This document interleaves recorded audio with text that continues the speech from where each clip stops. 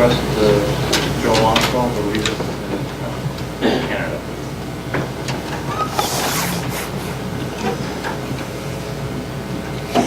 Oh, Canada, our home and native land, true patriot love in all of us command. Car ton bras se porte l'épée, il se porte la croix. Ton histoire est une épopée des plus brillants exploits. God keep our land glorious and free. O Canada, we stand on guard for thee. O Canada, we stand on guard for thee. Thank you, Mr. Mayor. Glad to be here.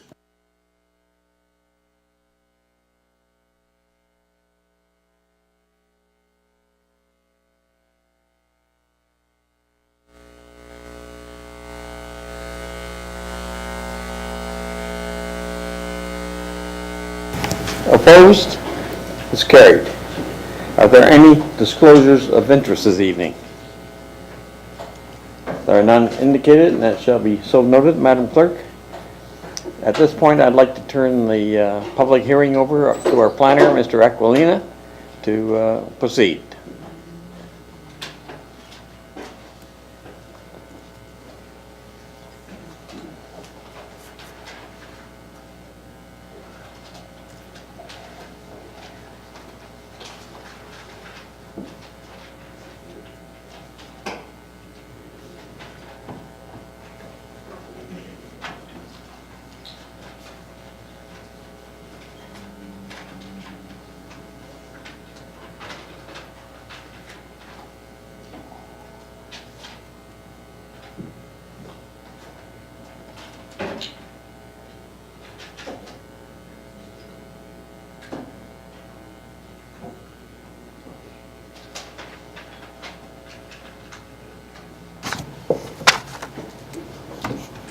Thank you, Mr. Mayor. Good evening to you, members of council, staff, and those in attendance this evening.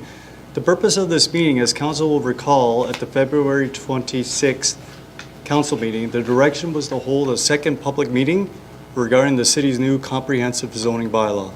Method of tonight's meeting was held within the Welland Tribune on March 6th, 2018, as well as advertised on the city's Facebook, website, and Twitter account. Mr. Mayor, I just want to give a brief explanation to follow this evening.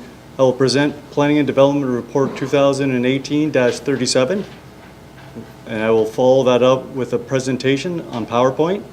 Council will then have an opportunity to ask myself any questions of clarification. We will then open it up to the members of the public that wish to address council. I will then give a notice announcement regarding further public consultation of this public process, and then I will give an explanation of the process to be back to council for consideration.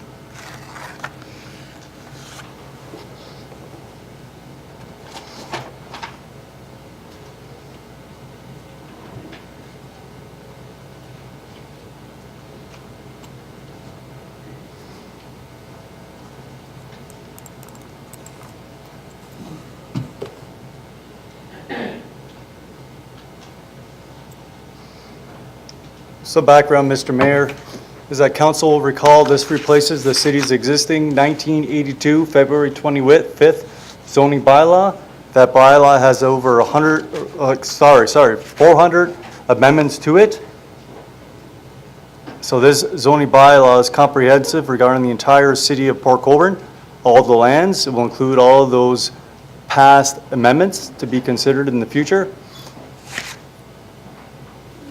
So council is aware that the zoning bylaw controls the use of land, whether it be commercial, industrial, or residential. It deals with setbacks for each type of building. It deals with lot coverage, It deals with frontage requirements for new lots for all uses. It also deals with building heights, accessory lot coverage, and overall lot coverage. And these are just a few of the provisions under the zoning bylaw that considers for development.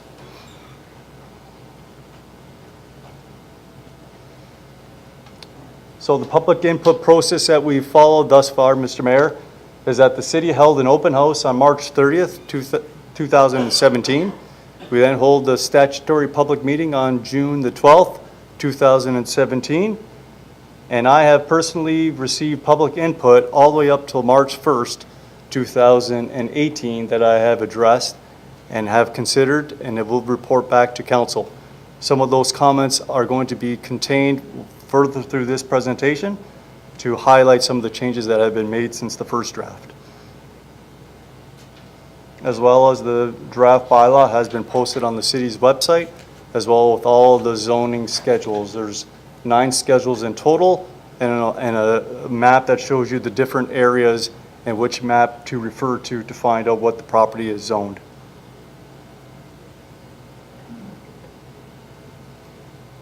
Council will recall that the bylaw member that was before council in February had indicated some of the changes that were being contemplated. My report also addressed the comments that came in from the public as well as the agencies. Going forward from that report from February 12th to now, I'm going to highlight some of the changes that have been made, and you will follow these PowerPoint slides. The new draft now has a table of contents. That was one of the comments that we received. So the draft does contain a table of comments. Table of contents is just a snippet of the actual table of contents. That's from start to finish, each provision highlighted by the subject heading. The next slide deals with accessory lot coverage. Council will recall that accessory lot coverage previously was at 3%. It is now proposed to be 5%. That is for accessory lot coverage. Can you make that bigger? I can't read that. Or you're stuck with that size. Mr. Aquilina? Mr. Mayor, this is a PowerPoint presentation. I don't have the ability to zoom in. Okay, I got it. The next section deals with uses that are permitted in addition to a single-family home, that deals with other dwellings that will permit an accessory residential unit. Previously, it only discussed a single-family home that could do that. Now it will include a semi-detached dwelling as well as a townhouse dwelling unit.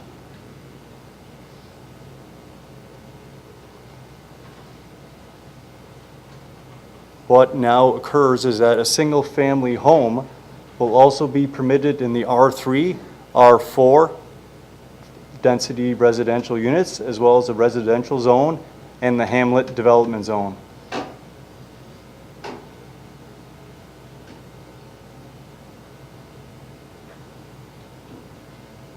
We've also addressed accessible parking. We have now a table that addresses accessible parking based on the number of spaces required. In the previous zoning bylaw, it only required 1 space for every 50 spaces that were required. As you can see now, from 1 to 25, you need at least 1 accessible parking space, and so on and so forth. In the rural residential zone and the lakeshore residential zone and the hamlet residential zone, and now the agricultural residential zone, the overall lot coverage is increasing from 10% up to 15%. In the hamlet commercial zone, another use was added that deals with allowing motor vehicle sales and rental establishments. What that also permits under the definition is an automobile repair service facility.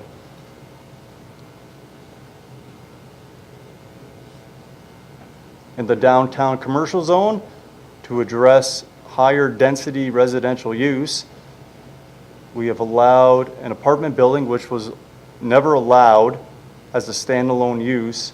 This now does, and you can see all of the setbacks were changed as well as the coverage requirements. That is to facilitate a proposed, not yet submitted concept to develop a higher density residential use.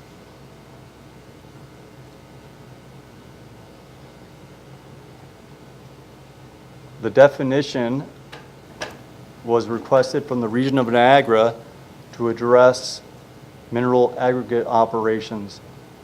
One thing I do have to inform council of, and I was made aware of this, when the draft zoning bylaw was proposed, we only had, under the zone requirements, we only had 2 provisions. C was added after the public meeting. However, I have no record as to why it was done. I reached out to former staff if there was any recollection of including this provision, and unfortunately that individual is not available. So I have no knowledge as to why C was added. I only can presume it occurred after the public meeting.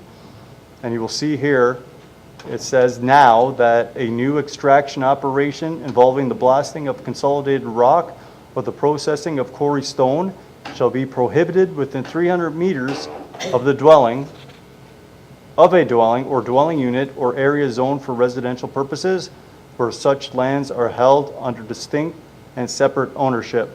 Mr. Mayor, I have not considered or reviewed this provision. Like I said, this was added sometime, not by myself, it was added after the public meeting process. And it was made aware of to me that this provision now exists. So my understanding could be that, well, it was added, but there was no information or analysis as to how that 300 meters was applied.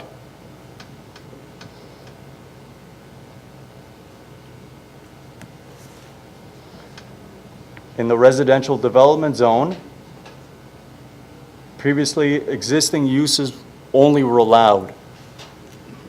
Now it will allow a dwelling, a single detached dwelling, and the zoning setbacks, under the zone requirements, you'll see they're now addressed dealing with setbacks, lot coverage, building height on those lands.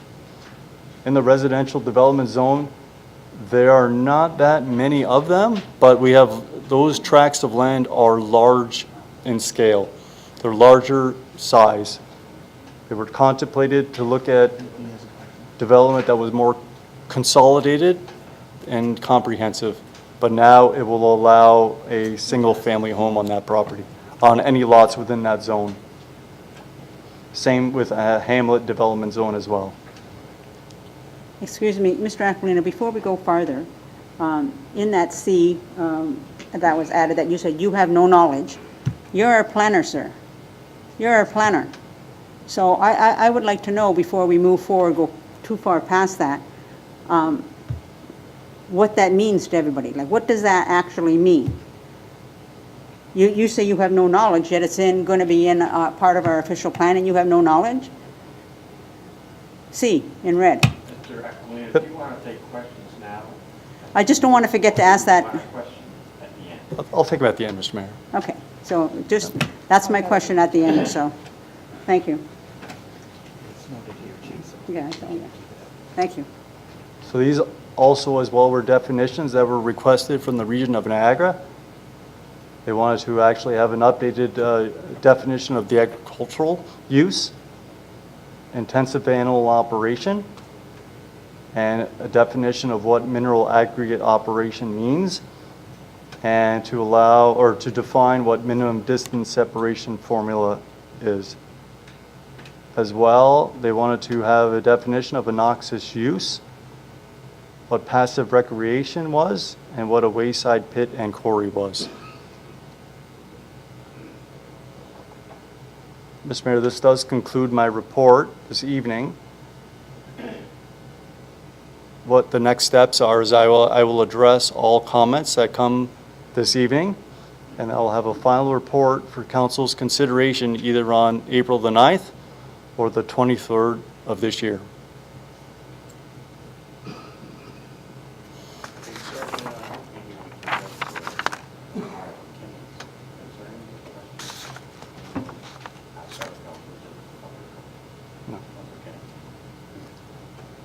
Thank you, Mr. Mayor, through you, to Mr. Aquilina. Dan, you mentioned it and said you had no knowledge of it, so I always wonder when you do such a good job for us in our planning department, why you would not know what that means, or how that got in there, or who put it in there, or who added it.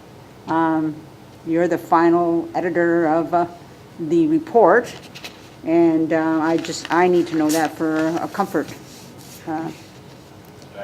Through you, Mr. Mayor, I can only surmise that since the document was changed, the only individual that would have changed it would have been either myself or the planner that was previously employed with the city. But I have no background as to how that number came to be. So what I had done was when I looked into our directory, I grabbed the last draft that was produced, and then I used that to then write the draft that made all the edits. Oh, okay, just another quick, thank Go you, ahead, thank you, Councilor Kenny. thank you, Mr. Mayor. But I have in front of me a letter addressed to you. A copy was given to council, and I believe it's from IBI Group, and they have written in this letter, last week we reviewed the most current version as posted on the city's website. The most current version, that's the key to me, and became aware that a new zoning requirement had been inserted. New, so in other words, it wasn't previously there by anybody else, because they said, all right, we have reviewed the most current version. And then they quote that line, a new, yeah, they quote that very line, so. That very red print that you just showed us. Through Mr. Mayor to Councilor Kenny, as I said, I was just made aware of this recently, like Friday. So I wanted to highlight this to let council know that the first draft that was prepared and produced and presented on June 12th did not include this. After that public meeting process, that document was edited. And then what I did, taking over from the previous staff, was I grabbed that document and brought that forward, assuming that was the document that council would last seen, which council did not. The only time you saw that was tonight.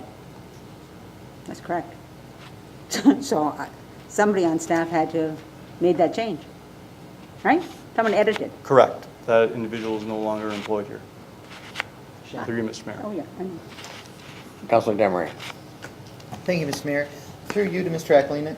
Dan, all right, I understand that there's a little bit of mystery around how this got to be, but it is.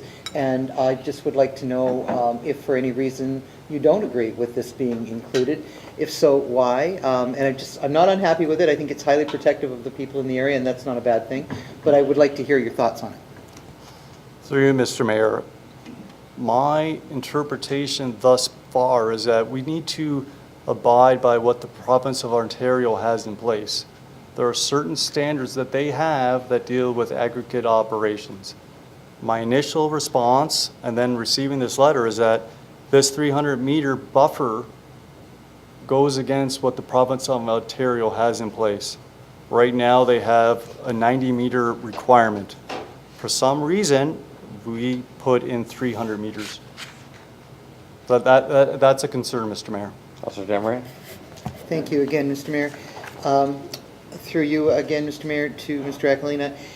Okay, I get that 90 meters is what is suggested by the province.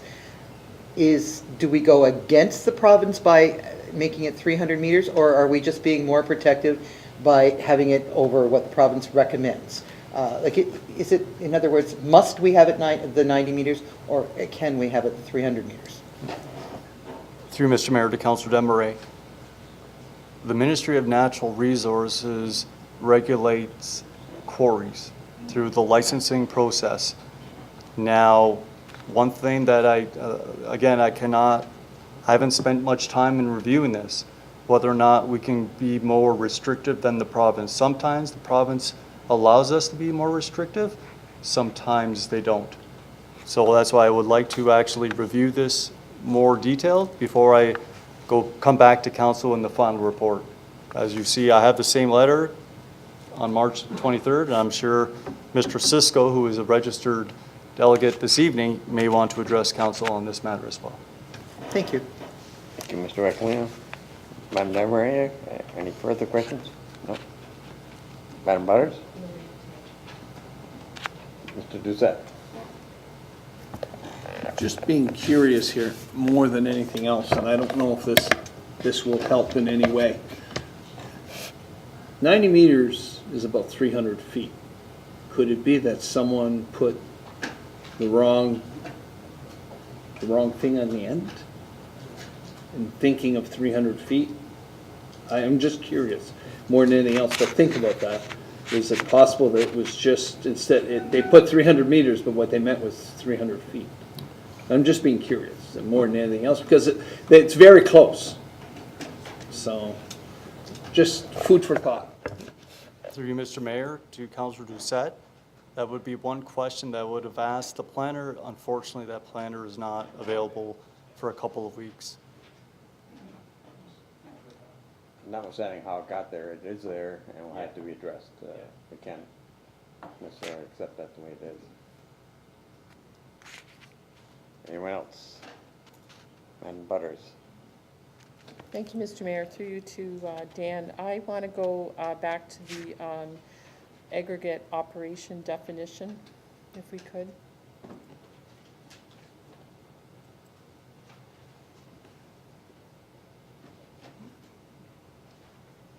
So in that operation, or in that definition, it would seem to allow either an asphalt or a concrete, I'll call it a factory. Is that correct? Through Mr. Mayor to Councilor Butters, that would be my interpretation, that because it deals with things that are related to the quarry, an asphalt plant or concrete manufacturing would be considered accessory type of use within the mineral aggregate zone. Well, I'm going to suggest that that would be extremely problematic for the surrounding residential area. I do understand that the need, like provincial policy guidelines and these definitions are important, but it also says in part of that piece that the geography of a place should be considered as well. And I don't think that having that in there considers the geography of this area and what surrounds the quarry. The quarry obviously has a right to exist. It's a very vibrant business. But nobody disputes the importance of aggregate to the province of Ontario. Nobody. We all know that's important, but it's also important to acknowledge what surrounds the quarry and what can be, what could be a really big, huge problem, even to neighbors of the quarry, never mind environmentally. So that piece I have a huge problem with, and as such, think it should be, that part should be considered for removal. Thank you, Mrs. Butters. Do you have a comment, Mr. Aquilino? No, Mr. Mayor, no. Okay. Anyone, Mr. Bodnar has a question. More of a statement. I have to agree with Councillor Butters on that. I think that by putting that in there, it almost gives a blessing to that, like it's kind of assumed that would happen. I'd rather have that taken out, and then if the quarry at some point would like to do something, then they could make an application to the city, trigger some public meetings, and we'd have everybody involved instead of needing to find that out after the fact. So I think that I know some people are going to speak on this. I'd like to hear some opinions on that before I think I would bring forward something that might amend that. Thank you. Thank you, Mr. Bonner. Are there any other questions of council? Mr. Elliott? Thank you, Mayor. Through you to Dan, and I'll agree with and pick up on what Barb and Ron are saying. It also says, though, when it talks about the definition, and it says aggregate resources derived products such as asphalt and concrete, and then it says, or the production of secondary related products. What are the secondary related products? Mr. Aquilina? Through you, Mr. Mayor, to Councillor Elliott, I would think anything that's derived from the earth. It's fairly open-ended. Can you inquire to the provinces what they mean by that? Through you, Mr. Mayor, absolutely. Thank you. Thank you. Are there any other questions of members of council before we move on to oral presentations by, we have 6 delegations this evening. And you'll be able to ask questions of delegates as well. Okay, then move on to the oral presentations or questions from the public. Mr. Mayor, before we open the floor up to the public, I would like to read the following. If a person or public body does not make oral submissions at a public meeting or make written submissions to the city before the proposed zoning bylaw amendment is approved, zoning bylaw is approved, the person or public body is not entitled to appeal the decision of the city to the Ontario Municipal Board. The person or public body, if a person or public body does not make oral submissions at a public meeting or make written submissions to the city before the proposed comprehensive zoning bylaw is approved, the person or public body may not be added as a party to the hearing of an appeal before the Ontario Municipal Board unless, in the opinion of the board, there are reasonable grounds to add the person or public body as a party. As well, there's a sign-in sheet at the back of the room. If anyone from the public would like to receive notice of council's decision, please sign that, and then you will be assured to receive a notice of the decision. Thank you, Mr. Aquilina. Do you need some time to move your position there, sir?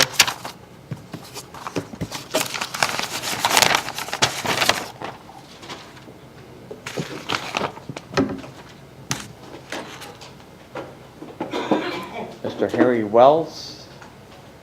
Mr. Wells, can you come forward?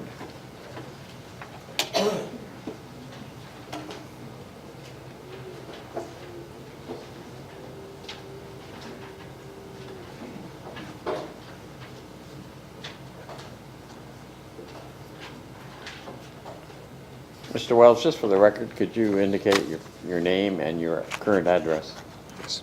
My name is Harry Wells. I live at 548 Highway 3 East, Port Colborne. I've been there for over 25 years now, and I'm a native Port Colborneite. I've been here all my life. Mayor? Please proceed. Heather, here's a presentation that I have.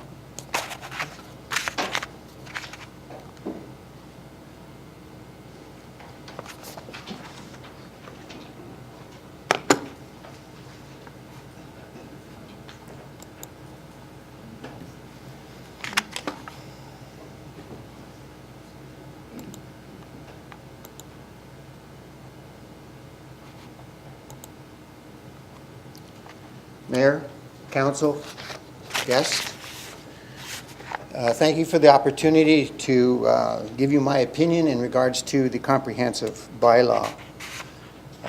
The issue that I have here is that I've been involved with the environmental industry for almost 40 years now. I have had a tenure where I've overseen Terro Aggregates, which was a quarry as well, which was converted into a landfill.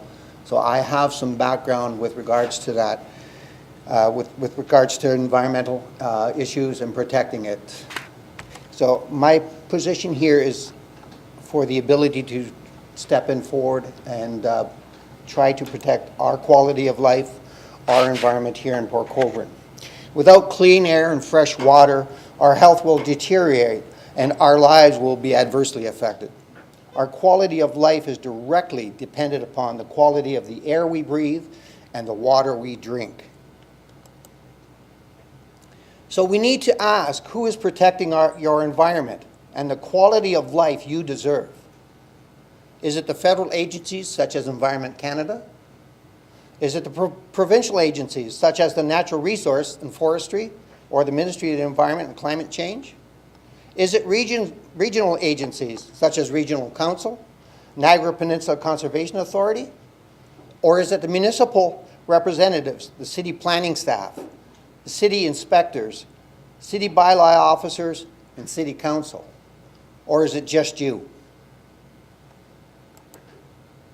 Port Colborne has a wide environmental history that dates back a long way, and Canada's first and largest community-based risk assessment dealt with the soil contamination caused by air emissions that occurred here in Port Colborne over many years. The contamination wasn't created overnight, and it wasn't something you could see, feel, or taste, or smell. But year after year, the levels of contamination increased to the point that people were experiencing health effects, and they saw their property values starting to fall. During that process, I served as the chairperson for the Public Liaison Committee for 10 years. It was a volunteer position. And during that time, I got to meet many great people. And one of those people came up and got right involved. And today, Angie Damaris continues to be one of the residents' strongest advocates for our local environment, and has recently reminded us that we need to stand up for ourselves and protect our environment. The contamination issue that I talked about has gone nowhere in the last 8 years. We're talking about a mineral aggregate operations, and in the city official plan, they have identified the mineral aggregate resources in Port Colborne. And this picture depicts that. The purple area is one of the areas that is being currently mined, known as Port Colborne quarries. And the green area is the area that could spread to. That green area is the area to which the industries could mine out the aggregate for. Now, it's important to see where that is, because there is an underground vulnerable water aquifer directly in that area. This purple section of the map here, again from the city's official plan, represents that natural vulnerable aquifer that is underneath the quarry areas and the Bob Cajun areas that could be mined out. So if we looked at that, there's Port Colborne quarries, almost 2 square kilometers. That's a big hole in the ground. That's a hole that can directly lead down to the aquifer. In fact, that quarry is below the aquifer level and has to be pumped out continuously. Now, on top of that, there is that wide band of Bob Cajun rock that could be mined out of it. So you could see there's a potential there for that to spread a fairly long distance and create almost, if you will, a large trench that could divert the groundwater and actually lead contaminants to it. Now, they are governed by the Aggregate Resource Act, and there are a number of purposes for the Aggregate Resource Act, and I'll address it to C, being to require the rehabilitation of land from which aggregate has been excavated. Now, that's important because quarrying, mining is only to be a temporary use under the Aggregate Act. And at that point in time, once it's been mined, it's to be returned back to a comparable or compatible use to that area. Now, one of the other purposes is to minimize adverse impact on the environment in respect of aggregate operations. These are two of the purposes of that act. So one of the most important purposes of the act is for the progressive and final rehabilitation of the land from which the aggregate was extracted and to its former condition or alternative use comparable with adjacent land. So what we would be experiencing is that any mining operation in our community should at some point in time be reverted back to something that would be compatible. And that's very important, because when we start talking about asphalt plants, cement plants, that's not quite compatible with an agricultural setting. So we now look at it as to what is a bylaw. And a bylaw is a law passed by a municipality reflecting council's desired quality of life within that community. So we have to look at this comprehensive bylaw to see how it reflects on yours and my quality of life. And does it impact our quality of life? So we look at what a zoning bylaw is. And a zoning bylaw is a law that divides a municipality into specific areas or zones, defining how land in each zone can be used, whether for industrial, commercial, residential, or other uses. Additionally, it describes what types of uses are permitted on the property, implying what types of uses are not permitted. So, we take a look now deeper at the draft comprehensive zoning bylaw. And we see that in previous drafts, asphalt and cement manufacturing was included, but now in this latest draft, it's been removed. Now, that wasn't presented by the last presenter, but that was one of the changes. So, the question is, why was that removed?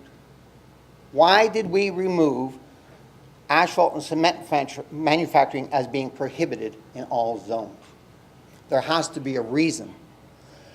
If we look at Section 28 of the Comprehensive Bylaw, Mineral Aggregate Operations Zone, MOO, 28.2 identifies permitted uses as mineral aggregate operations. And we heard that mineral aggregate operations can include a wide variety of things, even peripherals, which we can't even define today. And we have to go to outside sources to define those. So if we look at it from another perspective, I had a meeting with a number of other parties, with some city representatives last week in regards to ferret out some of the questions that we had on this. And one of the things that I wanted to understand was why this was removed. And it came to my understanding that the cities, and this is the city's intention, as it was expressed to me, for removing asphalt and cement manufacturing as a prohibited use in all zones, was so it could include it as a permitted use in the MAO zone. So, it's in there because the city has intended to put it in there so that we can now have industries built in the bottom of a quarry. Mr. Wells, as you're aware, 10 minutes. I have 10 minutes for our presentation, and I didn't bring it to your attention, but Yep. they're there now. I can go quickly. The issues. Porcupine Quarry operates 3 quarries below the groundwater level, which exposes the highly vulnerable aquifer to contaminations from any industrial operations that reside in the quarries. And that includes what they're doing today. The definition of MAO was written in the comprehensive zoning bylaw would allow an asphalt and cement operation to be established in the bottom of the quarry. As written, the comprehensive zoning bylaw only has 3 requirements for an MAO, and none of those provide any protection for the vulnerable aquifer. They tell you how far you can be away, but they don't tell you how to protect the aquifer. And yes, they are below groundwater. It's evident, very evident. Environmental hazards of asphalt. NIOSH urges caution related to human exposure to asphalt and asphalt products. Current NIOSH research indicates that asphalt products are carcinogenic. They contain many different chemical compounds, benzene, toluenes, PAHs, and it goes on and on. Laboratory animals, and therefore may be toxic to humans more so than they previously believed. Asphalt contains so many toxic and carcinogenic compounds, and since leaching of harmful PAA compounds has been documented, asphalt should be kept out of rivers, streams, and other natural waters to the extent possible. Source water protection.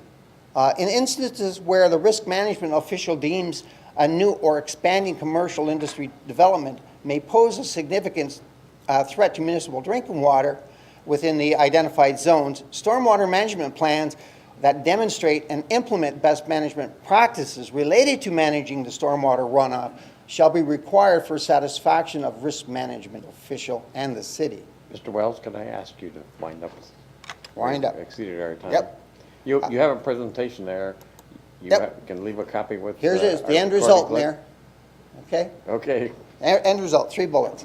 This draft of the comprehensive zoning bylaw can be accepted as is, and someday in the future, maybe Port Colborne will be recognized for its groundwater contamination as well as its surface soil contamination. We have seen how the soil contamination is being handled by all of those I mentioned in the beginning of my presentation. So how do you think they will handle groundwater contamination? The quarry should be rehabilitated as mandated under the Aggregate Resources Act and as legally required by the city's site plan agreement.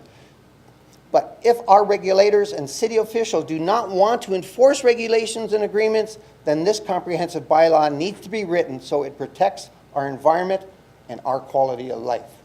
Thank you, Mr. Mayor? Wells. I say you have a presentation. Can you leave that with our recording clerk? Pardon me? Can you leave your presentation? Yes, they have it. Okay. It's on the system. Now, questions of Mr. Wells? There are none. Okay, Mr. Wells, thank you very much. Thank you, Mayor. Thank you, Council. I'd ask our next presenter to come forward, Mr. Larry Barney. He's not here. Move on to Doug Darbyson. Mr. Darbyson? We have your full name and address, sir. And again, we have 10 minutes to make a presentation.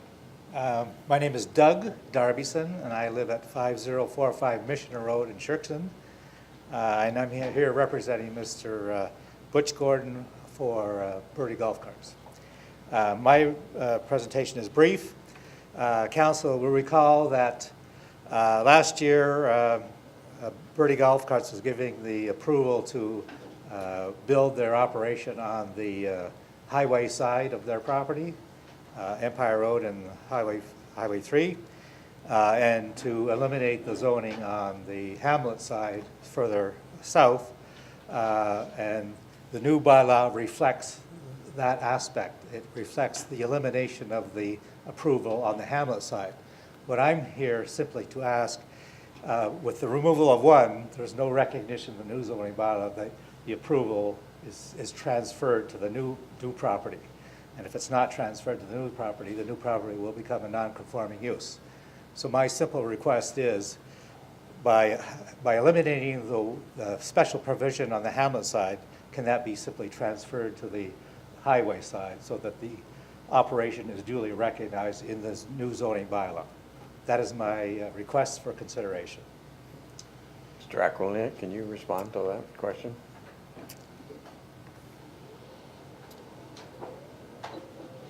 Sure, Mr. Mayor, thank you, and thank you, Mr. Darbyson. The challenge is that to recognize the use of the property when the official plan does not support that use is something that could not be brought forward. The fact is the Committee of Adjustment did approve the use of the property. That use was not recommended by staff, but was approved by the Committee of Adjustment. And so that is it. The use is now recognized. And as Mr. Darbyson said, it's now going to be considered a non-conforming use. Any new development on that site would then require Committee of Adjustment approval to also expand that use that the Committee of Adjustment approved. But it wasn't something that the official plan contemplated. In fact, the official plan contemplates moving commercial type uses to the hamlet areas, whether it be Bethel, Shirkston, or Gasline, or within the urban area. Thank you. Mr. Darbyson? chance to respond to your question. Oh, okay. Do members of council have any questions for Mr. Darbyson? There be none? Thank you, Mr. Darbyson. Thank you. Appreciate that. Next is Mr. Jack Halinga. For the record, Mr. Halinga, can we have your address, please? And again, we have 10-minute maximum for your presentation. Thank you. For the record, my name is Jack Halinga. I reside with my wife at 770 Highway 3, Port Colborne, Lot 22, Concession 2. Mr. Mayor, Council, staff, and members of the public, thank you for allowing this additional public meeting.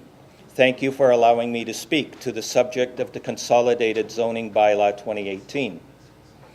I would suggest that most of the residents of Port Colborne are primarily concerned with the zoning of the lands which surround their properties.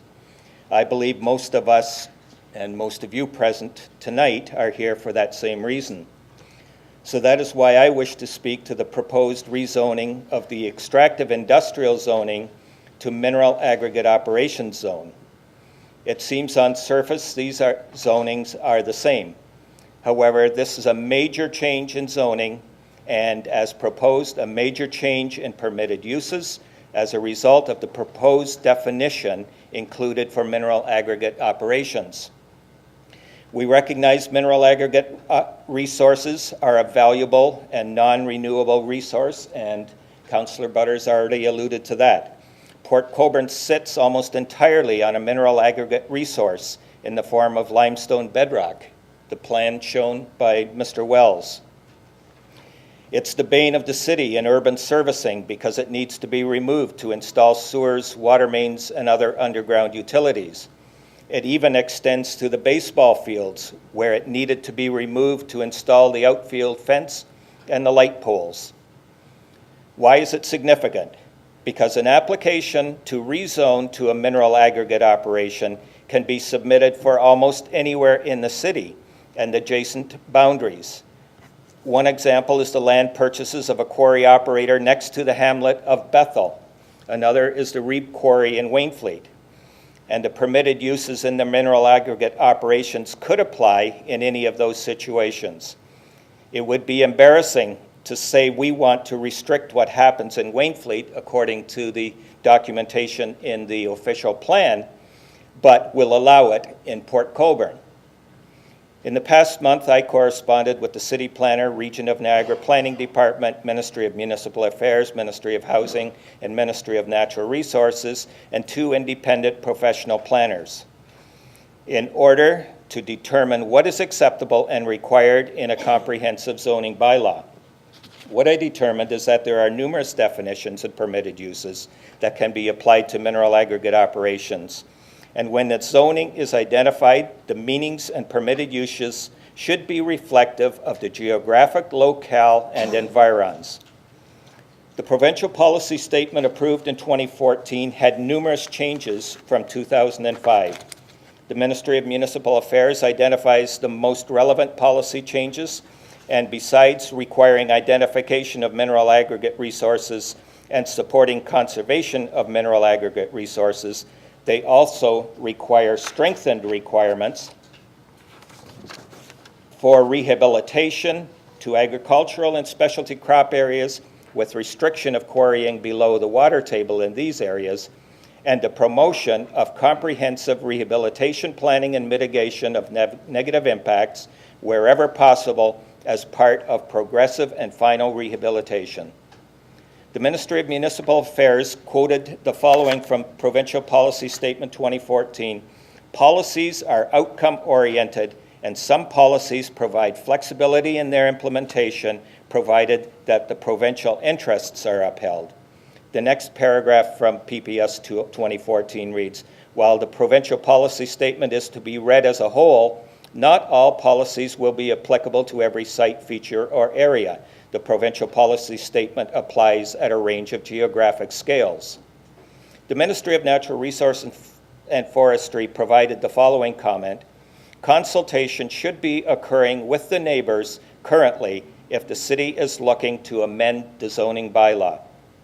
Followed by this quote from the Aggregate Resources Act, they quote, "The operation standards that apply to licenses requires that no person shall pile aggregate, topsoil, or overburden, locate any processing plant, or place, build, or extend any building or structure within 90 meters from any part of the boundary of the site that abuts lands restricted to residential use by a zoning bylaw when the license was issued."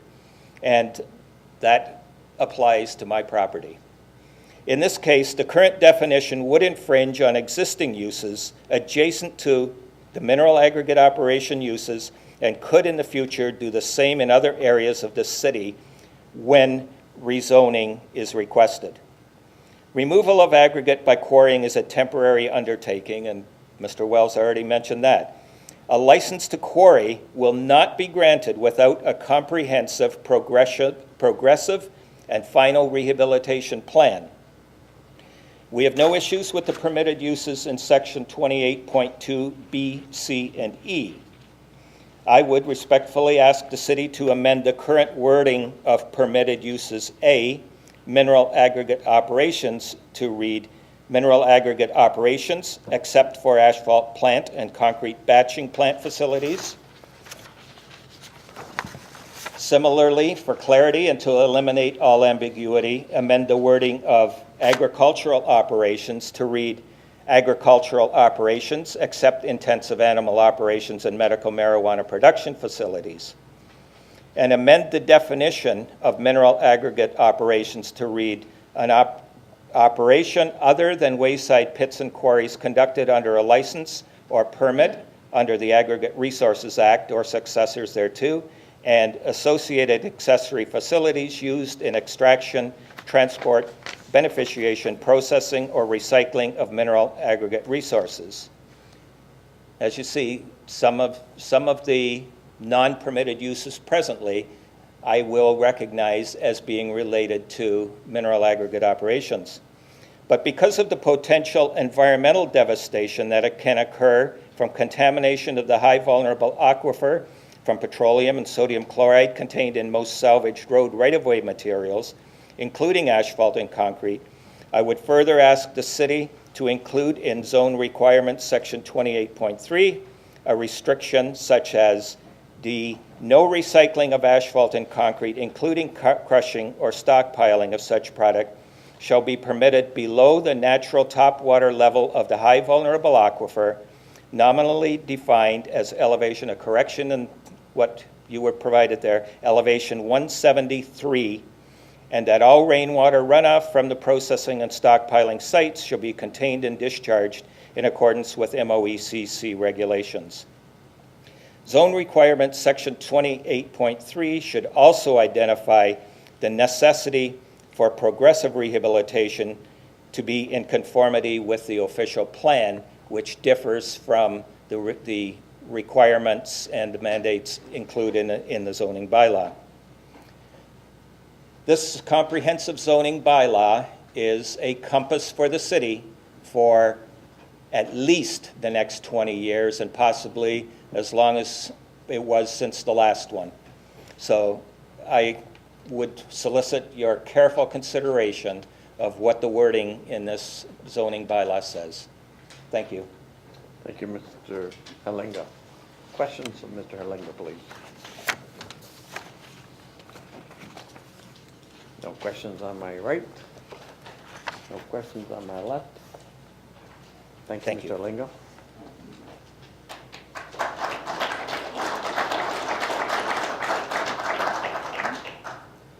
I would just advise the audience here in the chambers that clapping is not allowed.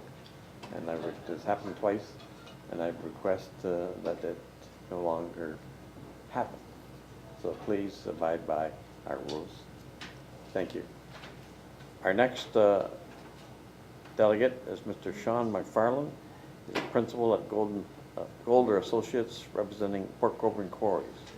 Mr. McFarland, could you come forward and provide us with your address as well, please?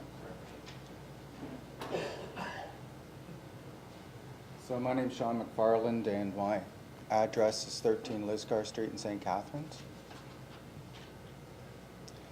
So a little bit about myself. I'm a senior hydrogeologist and principal with Golder Associates. Have over 30 years experience, and I have a lot of background, not only in aggregate operations, but also in waste management and contamination, groundwater contamination, but also in provincial and municipal groundwater level studies. These are comprehensive studies that involve large-scale programs for the Ministry of the Environment. Also, I have recently led and been principally responsible for the updated CERO study. That was the assessment of mineral and aggregate resources in the Greater Golden Horseshoe that we did for the MNRF. And I also have a background in advising, council, and I've been an expert witness before at OMB hearings. So I look at my role is really not so much to be an advocate on one side or the other, but really to come here and talk a little bit about the science with you. So what I'd like to start with, I've seen a lot of policy statements here, but not much about the quarry itself. So I'd like to start there, and then I'm going to move towards some ideas about aquifer vulnerability. And I've done a lot of aquifer vulnerability studies myself, and I also routinely work with groundwater and source water protection. First thing, the reason I don't have a PowerPoint is I never really know what's going to be talked about. So the first thing I want to talk about is inward groundwater pressure. So there's a depiction of a quarry. This here is the limestone, limestone bedrock that's been mentioned. And at Colborne quarries, what we have is a high water table. You've seen the pictures and the talk about the water table there. And when we have a high water table in here and it's pumped down from a sump, right, what we have is inward water pressure towards the quarry. So what we don't have here is a leaking out of contamination from a quarry against the water pressure. Okay, now oftentimes when we look at these things, there'll be upward groundwater flow as well, upward pressure. And I don't know if any of you are familiar with Adams Mine, but I led the Adams Mine. It's a Toronto GARP study, and we had a zero impact landfill with relying on inward groundwater flow. And there are other landfills around as well that in quarries that have inward groundwater flow. So that's fine. We have this inward flow, and at the Fort Colborne quarry, we have a nice tight shale there. So whatever's happening in the bottom, in this dry quarry here, there's not a movement of contamination from inside the quarry into the bedrock aquifer. What we have instead is that quarry ends up collecting, right, some of the contamination from around the area. So we should be more concerned about what happens to the land around the quarry, right, than in the quarry itself, right? Otherwise, we don't have water flowing uphill against inward groundwater pressure. So that's the science. So then we have, what happens is because we have the inward groundwater flow, if there's contamination here, for example, say an asphalt plant outside the quarry has to worry about, in the sump, before they pump it out, they have to do sampling, right? They have to look and see what contamination has entered the quarry, right? Make sure there's no treatment required, make sure it meets the guidelines, and then they pump it out. So what we have is a situation here where we don't have the risk, right, of the contamination moving in the aquifer while it's pumped down because of the inward groundwater pressure. Now, how that works is, I'm just going to, a little unstable, I'm just going to flip this. What we term in hydrogeology is the groundwater drawdown cone. So over here, say we have an elevation here, of 100, and then say over here 50, and you see over here 25, and those are from higher elevation to lower elevation, right? That means that we have inward flow from all directions into the quarry when it's pumped down on a flat surface. So what happens is when we're saying the sources of contamination around here, they're really moving in towards the quarry, and it's really the quarry needs to regulate that. So if we also said that we have a cement plant, or we have aggregate, say we have an asphalt plant, right, then that would be more of a concern outside of the quarry than in the quarry. And so what happens is, because we have these operations as well, I think I've worked on around maybe over 100 different sites with permits to take water for different clients. Been involved in licensing large-scale quarry operations. That's mainly what I've done over the last 20 years. And so we're looking at a situation here where we have a drawdown cone with inward groundwater pressure, and that's the land use. Right? So we're not having the outward flow into the bedrock aquifer to worry about. Now, let's talk a little bit about aquifer vulnerability. So having done a lot of aquifer vulnerabilities for provincial groundwater studies, what that normally means is if we have this bedrock aquifer here, okay, and then we have a very thin cover on it of sand, right, then contaminants from any source, industrial sources, anything at all, any spills can make its way down into the bedrock aquifer, right? So we have a, if we have thick overburden covering it, right, and that's clay, then the contamination leaches down fairly slowly. So we're not having any kind of impact. So when we say it's a highly vulnerable aquifer, that usually refers to the amount of overburden cover on it. And when we're into quarry areas like this, or up in Bob Cajun, by the way, Bob Cajun's not the formation here. Bob Cajun is up near, that formation has my master's thesis on it, it's up near Peterborough. That's the wrong formation. So up here, when we have clay over top of it, then we're not susceptible to contamination. Here, we have a very thin cover, and that's why it's vulnerable, right? Now, I want to talk about policy and source water protection that was alluded to. And it's not precluded, when I'm dealing with a few applications right now in Grand River and Upper Thames, and when you're dealing with something there in the source water protection area, it's not precluded as part of source water protection. It's considered a threat. For example, if you're in a sand pit near a river and then you have contamination leaching down into sand into the aquifer, right, then that could be something that could make it into a local river and you have to worry about it, right? So everything is assessed on its own merits. And when we're dealing with something that I deal with a lot with, we're dealing with different types of end uses. I will go through, for example, a licensing process, do comprehensive studies. It all gets reviewed by agencies. Sometimes there's opposition and we testify at hearings, but at the end of the day, all these things are carefully looked at, you know, from the science and the engineering, and they're involved in multidisciplinary studies. So at the end of the day, when I'm looking at a quarry around here, and I deal with many quarries, and I like to talk about contamination, and I'm not saying there isn't any risk, I'm just saying it needs to be carefully monitored and assessed. And when you're dealing with these things here, you do have, at this particular quarry, inward groundwater pressure and a tight layer on the bottom that prevents outward flow and contamination into the surrounding bedrock aquifer. So I think I should stop now and see if there's any questions. Thank you, Mr. McFarland. You don't have a written presentation this evening. I can make it written. I have submitted, there was been a letter that was submitted before that I wrote and signed on this topic, and so we could... Mr. Aquilina, have you seen that letter? I wonder if you could do a written presentation for us. Sure. So we have it. Happy to. Others may have not been able to see what was presented. I could not.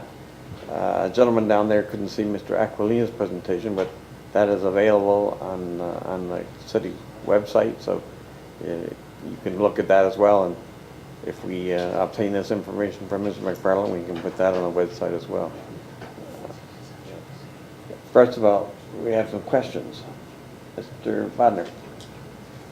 Thank you, Mr. Mayor. Through you to the presenter. So if a asphalt plant or a cement plant or something else was put in the bottom of the quarry, you're saying that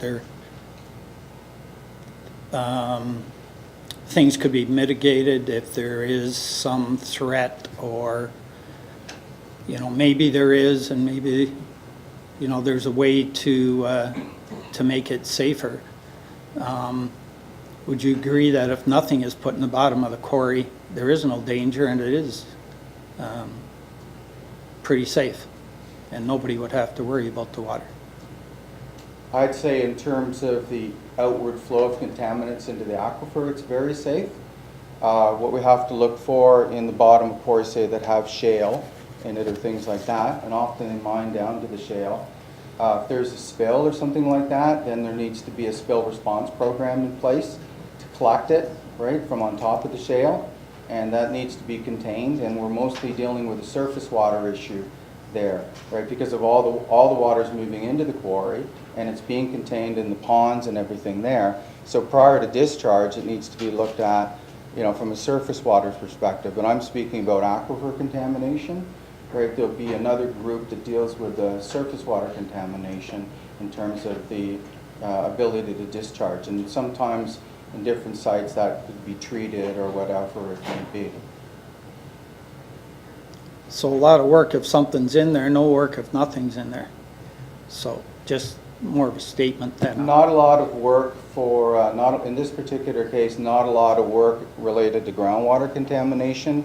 Some work required in terms of making sure that the water that's being discharged from the quarry in the future meets applicable guidelines. Okay. The surface water. Good for now, but may have others. Mr. Elliott? Thank you, Mr. Mayor. Through to the presenter. Obviously, you have extensive work and an expert in the field. Just out of curiosity, how many quarries have you seen that have been exhausted from being quarried? How many quarries are there around right now that have cement plants and asphalt plants in the bottom of them?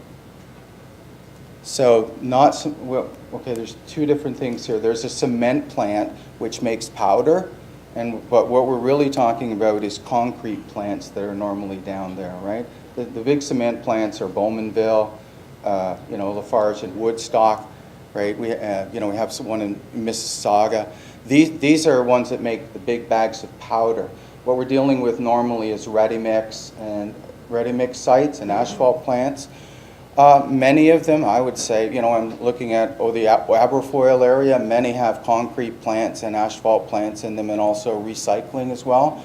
Because what we're trying to do is mine less of our resource and recycle more of our resource. So it's really, really important to be having recycling facilities in quarries as well. And they're all over. I'd say maybe, I don't know, a third or whatever will have something in the bottom of them. And then so what we'll do is we'll do the permit to take water from a groundwater perspective to see if there's impact on pumping operations, for example. And then there'll be a separate approval process and monitoring process for the ready-mix plants and for the asphalt plants, and they require their own approval process that's separate from a groundwater taking. Okay, thank you. Madam Mayor? Thank you, Mr. Mayor. Through you. Sir, could you provide us with a list of the quarries that have asphalt plants and/or cement plants or concrete plants in them, so that we could actually check those out and see how those communities have fared? Sure. I can do that through, we're members at Golder of the OSGA, Ontario Stone, Sand and Gravel Association, so I can ask OSGA to provide that. I'll ask and I'll see what they provide, but I'll do my best. Okay, thank you. Okay. Any other questions of members of council? Yes, Madam Butters. Thank you, Mr. Mayor. Through you to Mr. McFarland. I have a couple questions. How does this square up with rehabilitation plans for quarries? Say you're familiar with Port Colborne Quarry, so you must be familiar with the rehabilitation plans. So how does that square up with that when you're talking about asphalt and concrete factories or plants going in the bottom of the quarry? So there's two different things that normally happen with well, there's a few different things. Let me give a few different ranges. If we're flooding it, right, then at that point, there won't be any ready mix or concrete or any asphalt in there. They say that it's exhausted, they're rehabilitating it, they just allow it to flood and it becomes a lake. That's that happens a lot. You side slope the walls, right, bring it in, that's fine. Sometimes if it's, it can be pumped down, right, and kept pumped down in perpetuity, right, and in that case there can be different things that go into the quarry, and they'd have to have separate applications and approval processes for that. Wouldn't, and keeping it pumped down, from my end of things, would require permits to take water for dewatering. That's where I come into things, on the dewatering side. There are other people at Golder that deal with the discharge side of the surface water, and they'd need an approval for that as well. And so then there are other cases where people have filled it in. Like, for example, I worked on some of the things with Janet Brick 15, 20 years ago in Mississauga, and they brought in soil, brought it in Golder, compacted it up, and they built houses on top of it. Or they put a Walmart in Mississauga, near here, Ontario, on Highway 7 in that area. And so there's another option to fill it in and use it for surface development as well. So there's different options that can be done with quarry rehabilitation. And I should just add right now, it's the aggregate industry is trying to be a lot more responsible, working really hard at it. There's presentations that can be made. I'm pretty sure I could get a presentation from a group here talking about rehabilitation and all the different things that have been done by the aggregate industry to that end. In fact, there's a fund for abandoned sites. We're taking abandoned sites and fixing them up and turning them back into agricultural lands and monitoring their productivity and things. So there's a whole movement of taking aggregate sites and translating them back into very useful lands, including cropland. Well, I was speaking very specifically about Port Colborne as opposed to the other areas, so I'm going to assume from what you've said that the rehabilitation of this quarry would not occur if these plants were additional to the bottom of the quarries. And then my other follow-up question to that is, if those quarries are, those areas are pumped out on a continual, ongoing basis, forever and ever and ever and ever, how do we, or how do you recharge that aquifer? How does it ever get a chance to recover? And I don't see how it does. There's, I don't know what the number would be, but easily hundreds and hundreds of families that depend on wells in our area and going east to Fort Erie. If that source of water is either contaminated or disrupted, we're all in big trouble. And I don't know about you, but I've seen it where people tried to show when the quarry affected their water, and it was a fight to the bloody finish. Yeah. And it was horrible for those families, horrible. I will not forget that experience and watching those people go live it. So you need to really realize that the people in this room take the clean water, the water that comes into our wells from that aquifer, we take it really seriously. Yeah, and we have to. And so do I. Well, so there's maybe not as much as us, but well, I appreciate. Is there a question there, Mrs. Butters? So, well, yeah, the question is, how do you recharge? If you continually pump out water, continually, on and on, forever and ever and ever, and if plants were established on the floor of that quarry, and that's what it would boil down to, they would never be allowed to fill because you would have operating factories, you might as well say.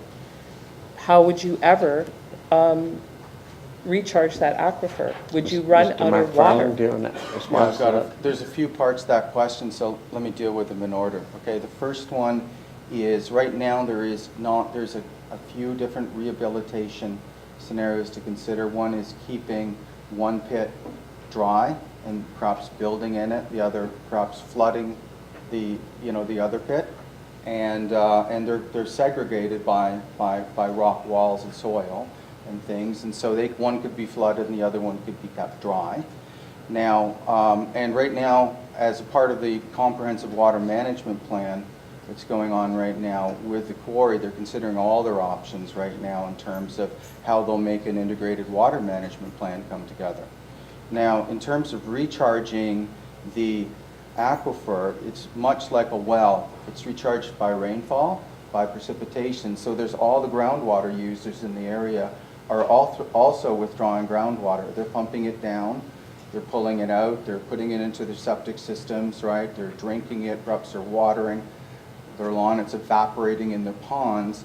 And the aquifer is recharged from the rainfall, and that's how it's replenished. That's called groundwater recharge.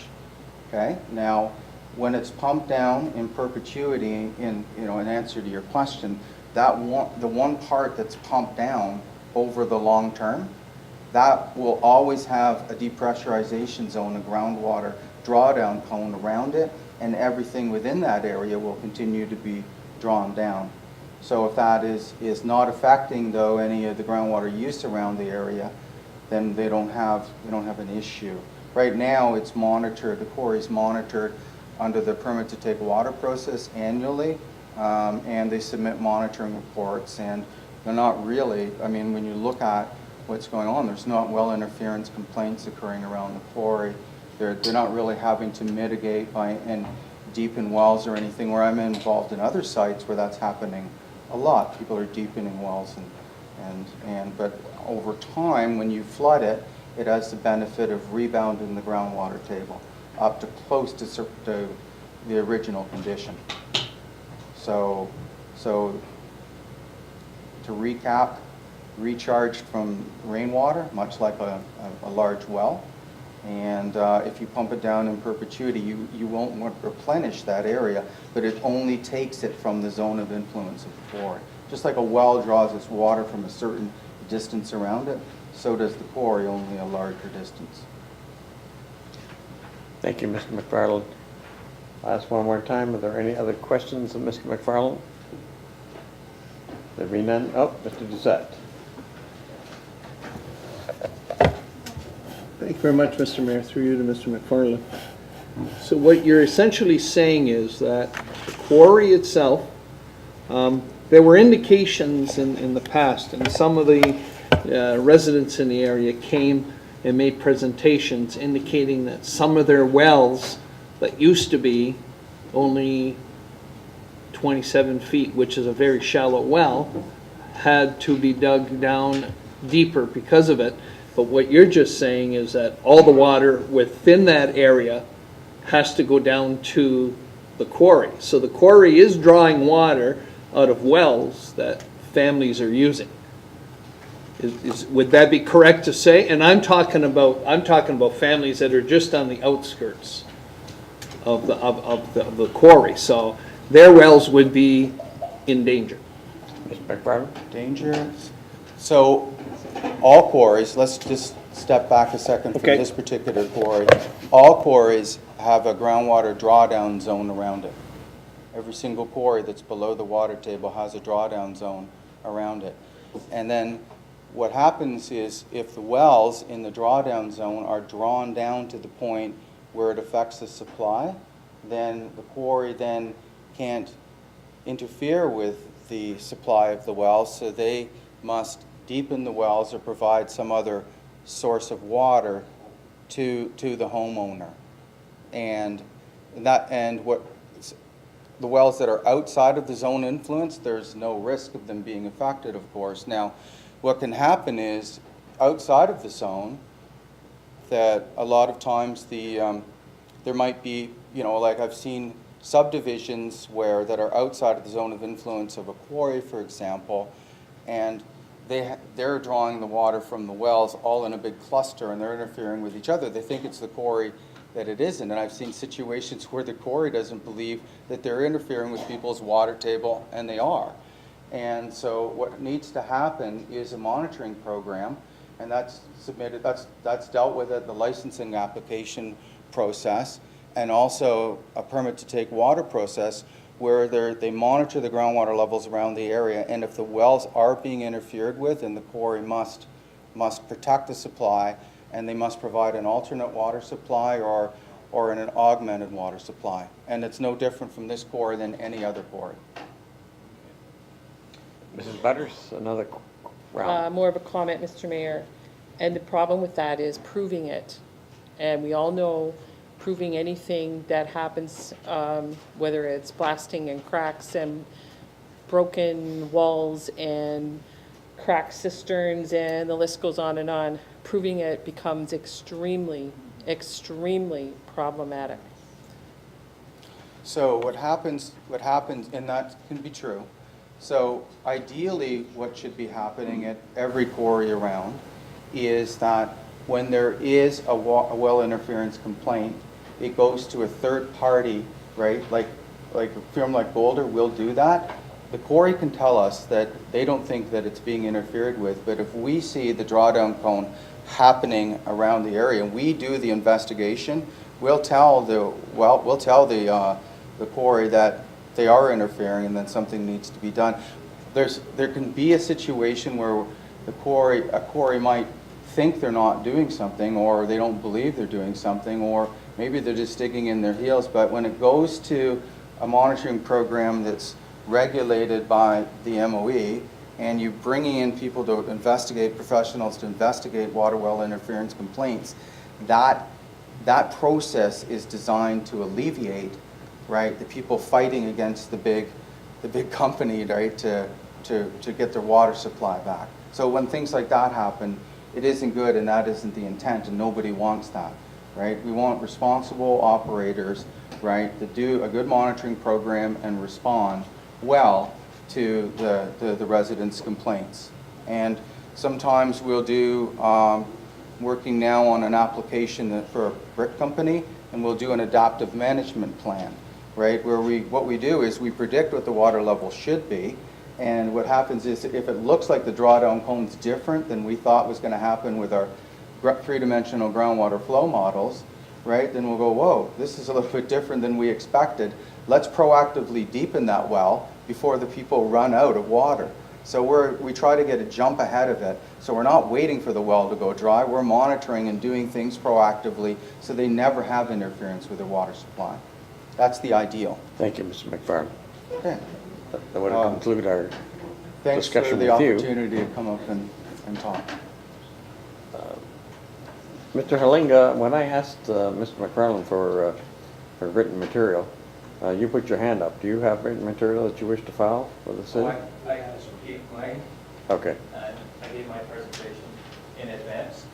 Why I raised my hand is I would ask Mr. McFarland on his first drawing to plot the final water level and the current well levels around the quarry. And in that case, you will notice that the wells around the quarry are below the quarry floor, and therefore the water flow is not into the quarry, but from the quarry floor out to those wells. And in this particular drawing that is up there right now, he shows an overburden. The floor of the quarry does not have an overburden, and any spill on the quarry floor then it is highly vulnerable because it has a direct connection to the water below, which flows to the wells. Excuse me, Mr. McFarland, can you provide that information Absolutely. you requested? Yeah, and again, I apologize if I wasn't clear on this. So, draw a different drawing here. As I choose to do a clearer one.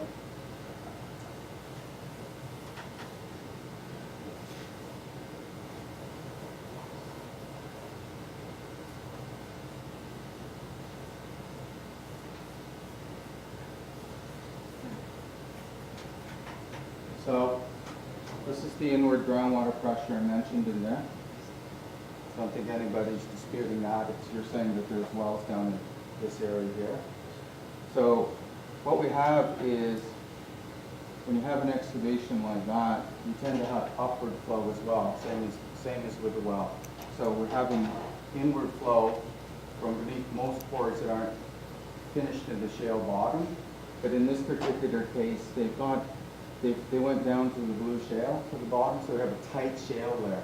So what I'm saying is in this particular case, and I would say if it wasn't there, we do have the shale there and it's tight.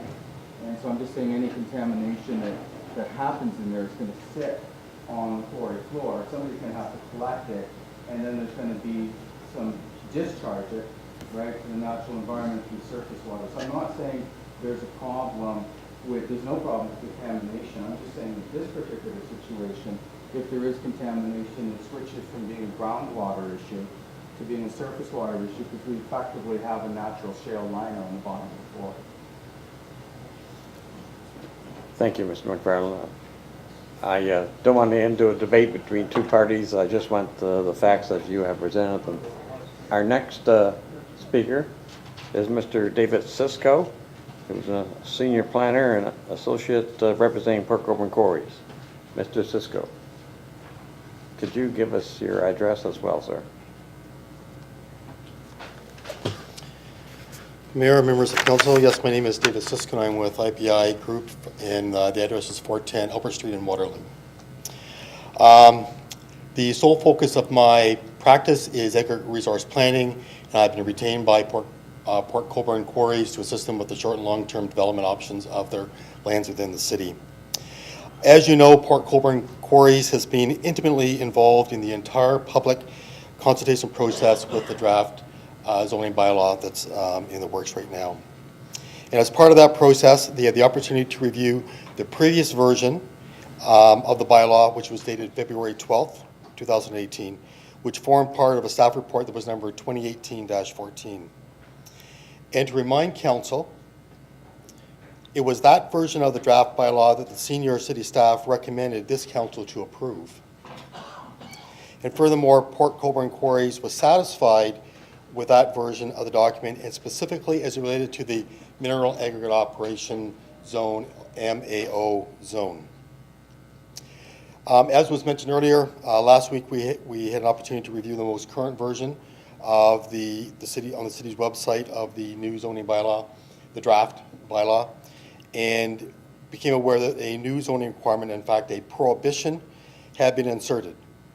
So there was some staff from Port Colborne Quarries met with Dan last Friday, and we understood that there was somewhat of an administrative error that was inserted in. And that clause, as has been identified in the PowerPoint, was clause 28.3C, and I don't think I need to reread it because it's already been discussed already this evening.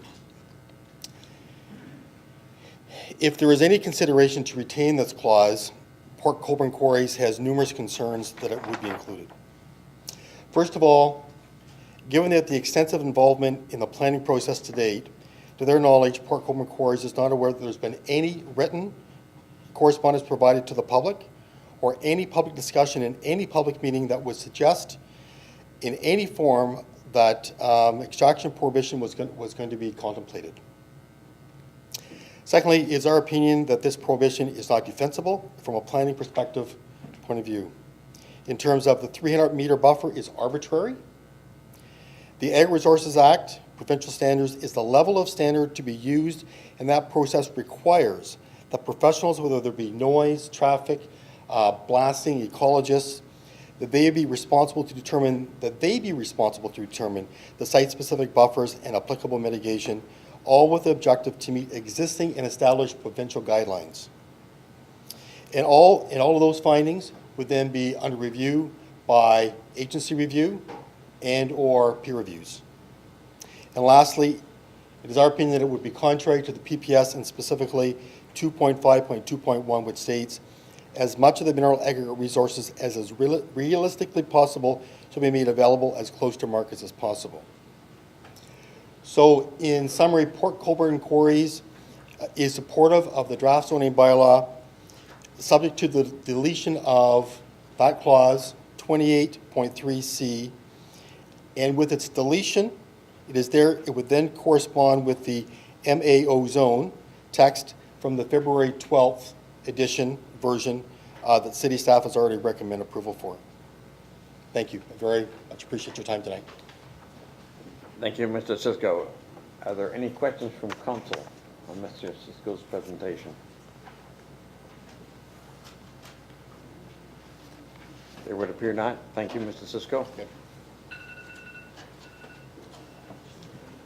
Mr. Aquilina, I have one further item There's a letter here from Megan and Sandro Sika, the essence of which is they're concerned that when they bought their home on Stanley Street, at the end of Stanley Street 4.5 years ago, they made inquiries and was advised that the surrounding lands to the west and to the south were zoned environmental protection.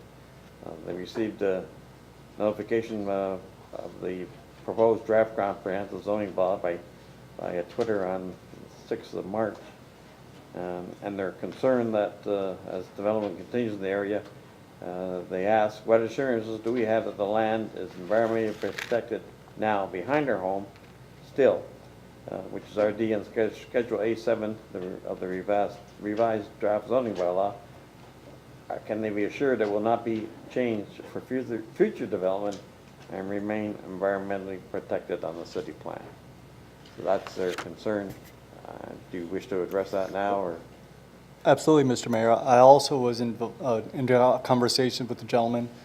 The one thing that in the draft A7, the provincially significant wetland that is immediately to the south and to the west of the fellow's property is now recognized, and as part of the Conservation Authority's permit process, there's a 30-meter buffer that is required for any development, which would not allow any development within those lands. And those lands that are shown on Schedule A7 do show the provincially significant wetland on the property. Thank you. Councillor Emery. Thank you, Mr. Mayor. I just would like to ask Dan one question before we end this. Dan, for all of the points that were made in all of tonight's presentations, would you mind sharing your thoughts on those with council, maybe through an email, or I'd be happy to make an appointment to come in and see you, but I'm sure all of council would like to hear your thoughts on all the points made this evening. Thank you, Mr. Mayor. Through you to Councillor Demeray, what I will do is that once I get all the finalized comments this evening, I will then report back to council as a whole, and that would be part of the recommendation report. And I won't do that until I'm in the position that I'm satisfied that whatever is presented to council is defensible and represents good planning. So I'm not in a position to inform council prior to that in an email. Okay, thank you. Thank you. Mr. Bonner, you have another question? Mr. Aquilina? So are we into the question period now? Because I don't want to see this wrap up until, I was just wondering whether council might want to give some direction to Mr. Aquilina. Besides the registered. Who weren't registered can still talk. People, I'm advised by our CEO here that people who are not registered still have the ability to talk. Okay, as long as I get an ability to talk at some time after. So. You'll be first on my list, sir. Madam Butters will be second. Mr. Aquilina, do you have some concluding remarks? Mr. Mayor, I would, as long as the public is satisfied, no one's going to present to council, I would like to say something, but I just want to assure that council has no further comment to council. I don't believe they do.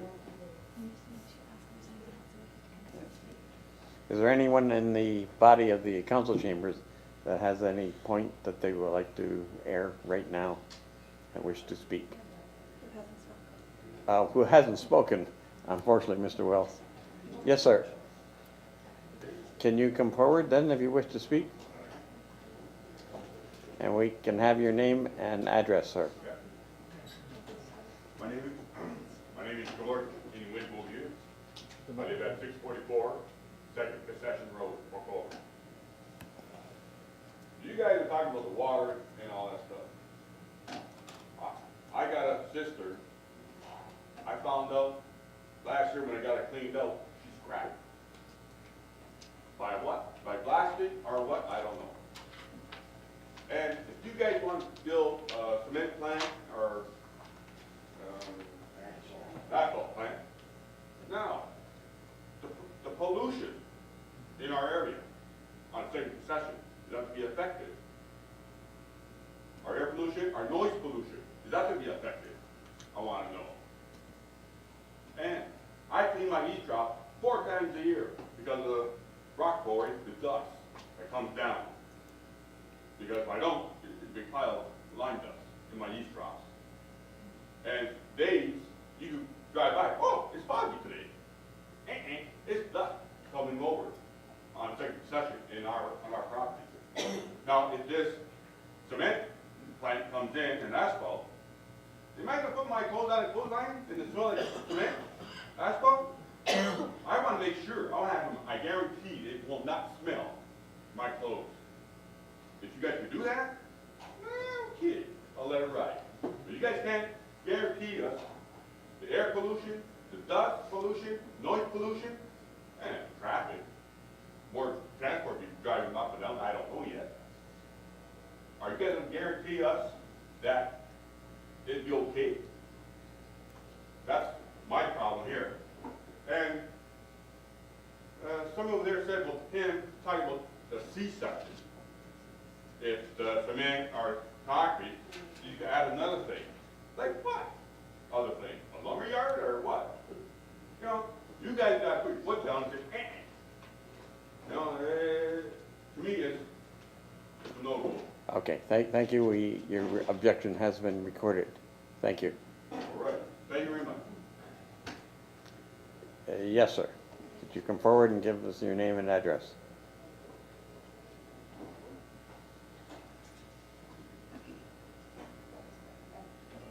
Hello, sir. Mayor? Can you push the red button, sir?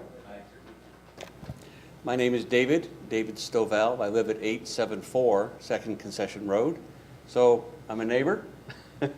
I too experience all the dust, but actually I have a long history. Actually, when I was a youngster, a teenager, I lived at 1170 Main Street East. You probably know those two concrete square pillars at the road. You know, they used to be painted like dice when I was there many, many years ago. I remember walking to the back, and there's the nice wood lot at the back of the property when I was a kid. Of course, that's now all part of the quarry. I accepted that at the time, you know, because one day it would be rehabilitated, right? I just bought my house a year ago on Second Concession right across from the quarry, but someday it will be rehabilitated. And I'm certainly hoping that that is the case again. I do have a question I'd like to pose. If it is required to bring the consolidated zoning bylaw into conformity with the official plan, why does the official plan list pre-consultation policies, including a progressive rehabilitation master plan, and the consolidated zoning bylaw in the mineral aggregate operation zoning doesn't even mention rehabilitation? Mr. Aquilina, are you in a position to answer that question? Thank you, Mr. Mayor. The pre-consultation policies in the official plan are there if an application is made for a certain use. There is no proposal for any use proposed on the quarry property. There is an application that council has before them for a zoning bylaw and official plan amendment. There was pre-consultation that took place with that, but there is no application for a cement plant or an asphalt plant on the property. The zoning bylaw is not going to say specifically the policies that are required. It doesn't go into that much detail when it's discussed within the official plan dealing with the pre-consultation process. Thank you. The lady in blue on the second row, do you have your hand up beside Mr. Wells? No? Okay. Is there anyone else that's any comment or question? Mr. Aquilina, can you wind up the meeting then? Sure, Mr. Mayor, thank you. I would like to read the following. If you wish to be notified of the approval of the comprehensive zoning bylaw, you must make a written request to the clerk. Only those persons and public bodies that give the clerk a written request for the notice of the adoption, of the approval of the zoning bylaw amendment will be given such notice. Mr. Mayor, this does conclude my public meeting presentation. It is, except Mr. Bodnar has another question, which I wasn't aware of. Mr. Bodnar, you have a question? I think I'd like to see council give Mr. Aquilina some direction. There was some requests made, and I think reasonable requests from the neighbors. But I'd like to let Mr. Aquilina know, if council is okay with that, what we would like him to put into the end Yeah, the report that's going to come back to us, rather than Dan come back with something that we're again going to say, I don't think so. Now, if Dan has some professional reasons that he doesn't think it should go in, then that's another thing. But, you know, I wonder if I might make a suggestion as to how we might do it. And if council is okay with that, then, you know, Please. give them some Let me hear your direction. suggestion then. Okay, thank you. So, in regard to the current wording of permitted uses, I wonder if we might change that to, and this is mineral aggregate operations, if we change it to read mineral aggregate operations except for asphalt plants and concrete batching plant facilities. And then there was some thought that instead of somebody guessing what it would mean, agricultural operations except intensive animal operations and medical marijuana production facilities, that I think that's a reasonable request. And if we were to amend the definition of mineral aggregate operations to read that they mean an operation other than wayside pits and quarries conducted under a license or permit under the Aggregate Resources Act or successors thereto, and B, associated accessory facilities used in extraction, transport, beneficiation process, or recycling of mineral aggregate resources. And Is there any other direction from any other member of council? Councillor Butters. Thank you, Mr. Mayor. Through you, I would also just add on that to also include in the zone requirements to section 28.3 a restriction such as no recycling of asphalt concrete, including crushing, stockpiling of such product shall be permitted below the natural top water level of the highly vulnerable aquifer, nominally defined as elevation 173, and that all rainwater runoff from the processing and stockpiling site be contained and discharged in accordance with MOECC regs. I'm suggesting that be added to Councillor Bodmer's. That's what I'm asking. Yes, sir. Does anyone else have any suggestions to add to Councillor Bodner and Butters' comments? Councillor Elliott? Something different from them? Yes, it's the same thing as Quinlan's. Yep. Thank you, Mr. Mayor. Through you to Dan. Dan, can you correct the issue that Mr. Cisco brought up with regards to 28.3C with the 300-meter setback? Will that be corrected as well? Through you, Mr. Mayor, to Councillor Elliott, I've had that comment. I have that request. As I mentioned before, I would like to actually bring forward analysis of that provision, if it's going to survive the zoning bylaw or not. May I have a follow-up with that? Go ahead. Just in speaking to that, if you're going to bring that back to the next council meeting, how long is it going to take before this is all said and done? Because there are people with issues outside of the issues we've talked about tonight that are extremely anxious to get this on the move, and this is taking far too long. Through Mr. Mayor, to Councillor Elliott, as I alluded to previously, my goal is to have it to council on April the 9th. My fallback is April the 23rd. It all depends upon my review. I just don't want to rush it. I understand the importance of having the bylaw approved, but I want to be in a position to recommend something to council that is supportable and defensible. Thank you, Mr. CEO. You had a comment? Sure, just through your worship to council, I want to make sure that if that staff direction is given, it's qualified that the director be, directed to explore or investigate. It's kind of a slippery slope if we say we want your professional opinion, but it better be blank. So he does have to look into it. He does have to see what the legalities are, go back to the Planning Act, go back to our own planning documents as well as regional and provincial documents. So the direction should be to investigate and explore and bring back to council rather than to go back and make those changes. Madam Emery, you have a comment on Mr. CEO's comments? Well, I do, Mr. Mayor, thank you, through you to Mr. CAO. Scott, I think really what council would like Dan to know is that this is what we would expect. So if it's not possible, then he should tell us, but if it's possible, then he should go forward with it. Are we all good? Thank you, Mr. Lowy. Mr. Equina, I think you've completed your concluding remarks. Mr. Mayor, I did, with what I said, that my goal is to come back to council on the 9th of April, if not on the 23rd. Thank you. Thank you.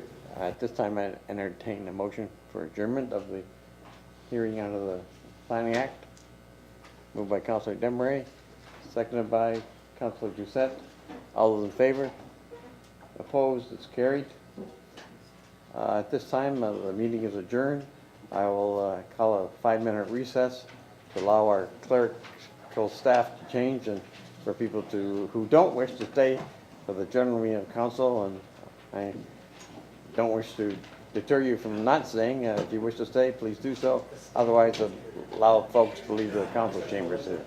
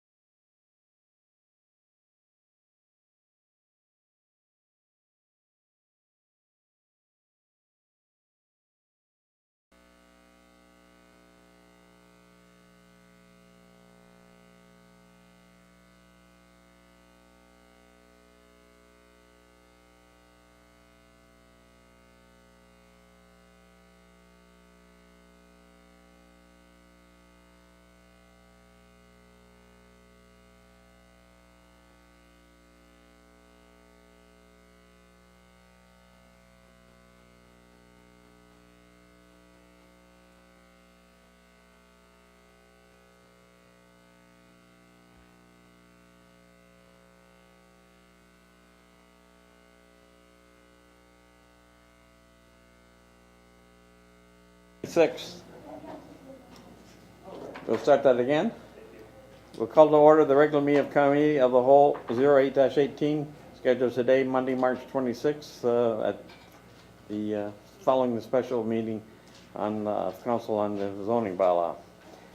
Are there any addendum or delegation items, Madam Clerk? There's no addendum. There is one delegation, but it's listed on the agenda. Thank you. I'd entertain a motion to confirm the agenda. Moved by Councillor Butters, seconded by Councillor Kenny. Thank you, Councillor. Are there any disclosures of interest? There being none indicated, the record will so indicate as well. Call for motion for adoption of minutes of the regular meeting of Committee of the Whole 06-18 held on March 12th, 2018. Moved by Councillor Desmarais, seconded by Councillor Butters. All those in favor? Opposed? It's carried. Move on to determination items requiring separate discussion.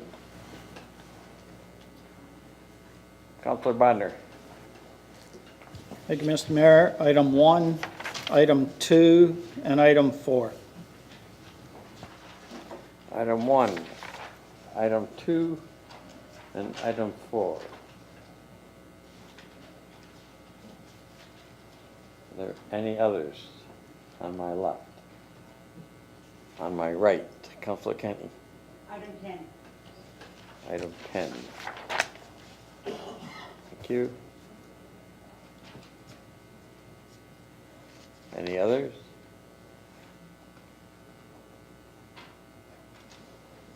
Okay, we shall then proceed with the agenda.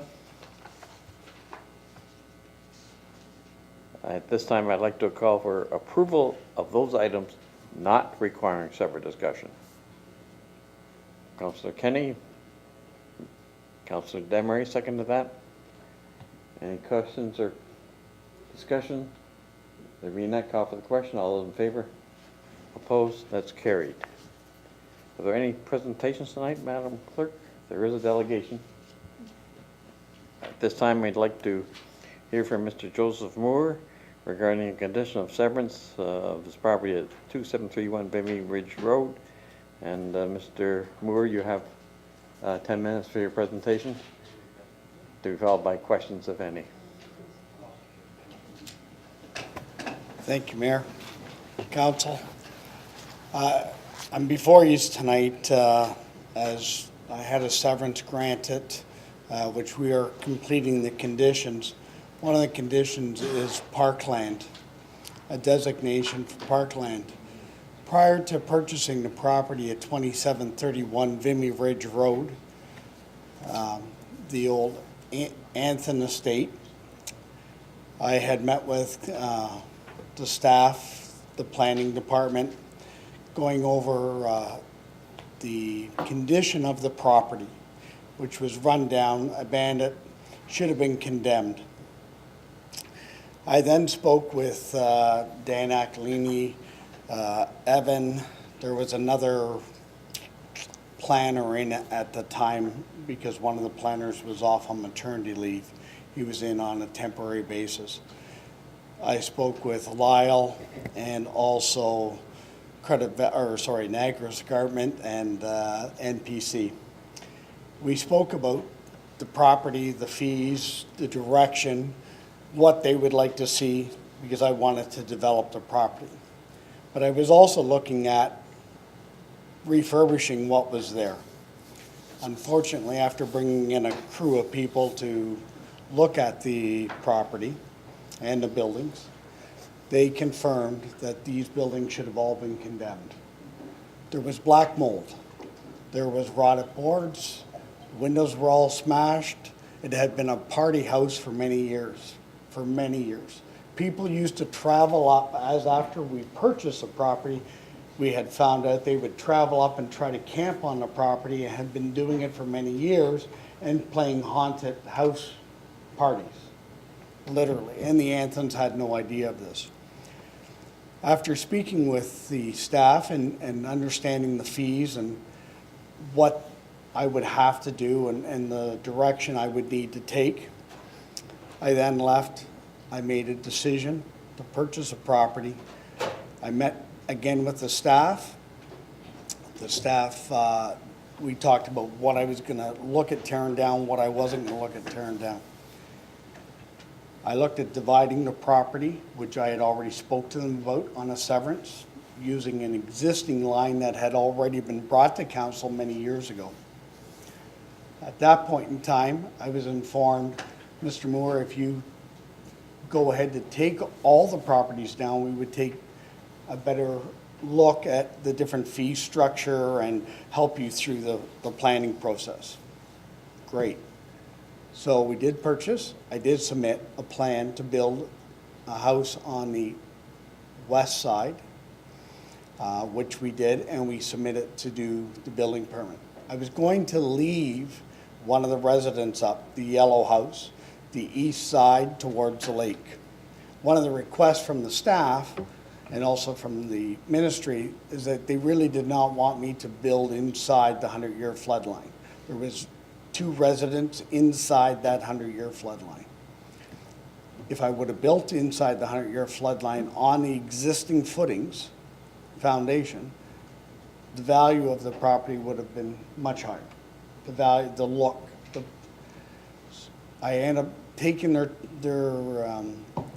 advice and moved it back after speaking with insurance companies, and we ended up going ahead and building the first house, or starting to build the first house, but I was going to leave the yellow house up. At the request of Dan Aquilini, Evan, the building inspector, Lyle, they asked me to tear it down, and if I tore it down at the same time of doing all the demolition, instead of just boarding it up, they would take into consideration any additional fees that I was looking at. And I had spoke to them about the parklands, because that's one of my biggest concerns. I'm truly beautifying the properties. I'm increasing tax revenues. We can go through the whole history of what happened with that estate, but I don't think that's really required prior to my coming to the area. We are trying to put the money back into the community, and we do most of our business here into the community. So I'm asking the committee, because I had already met with the Committee of Adjustments, and the group I had hired was not aware of the conversation I had with Lyle and Dan Evan in regards to the parkland, so he never brought that up at the time of severance. So what I'm asking at this time is that we take a look at that number 5, because if I would have just went ahead and severed the lots with the way they were, the value would have been less than what I actually paid for the land, because it was a dump. When I cleaned up the property, which I spent, excuse me, just to give you an idea, just to clean it up before we could even start demo, we spent $21,000. Some of that was in for the trees. I had to have arborists come in and clean up those trees because they were in terrible shape. The grounds were in terrible shape. The houses were truly a disaster and an accident waiting to happen for someone to be killed. The floors just fell through, the windows, the mold. Some people might even be sick from it. I had no idea. 25 years it had been abandoned.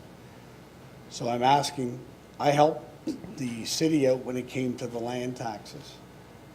And you all probably understand where the land taxes were on that property. They were not paid for multiple years. And the federal government was the one that had put the lien on the property.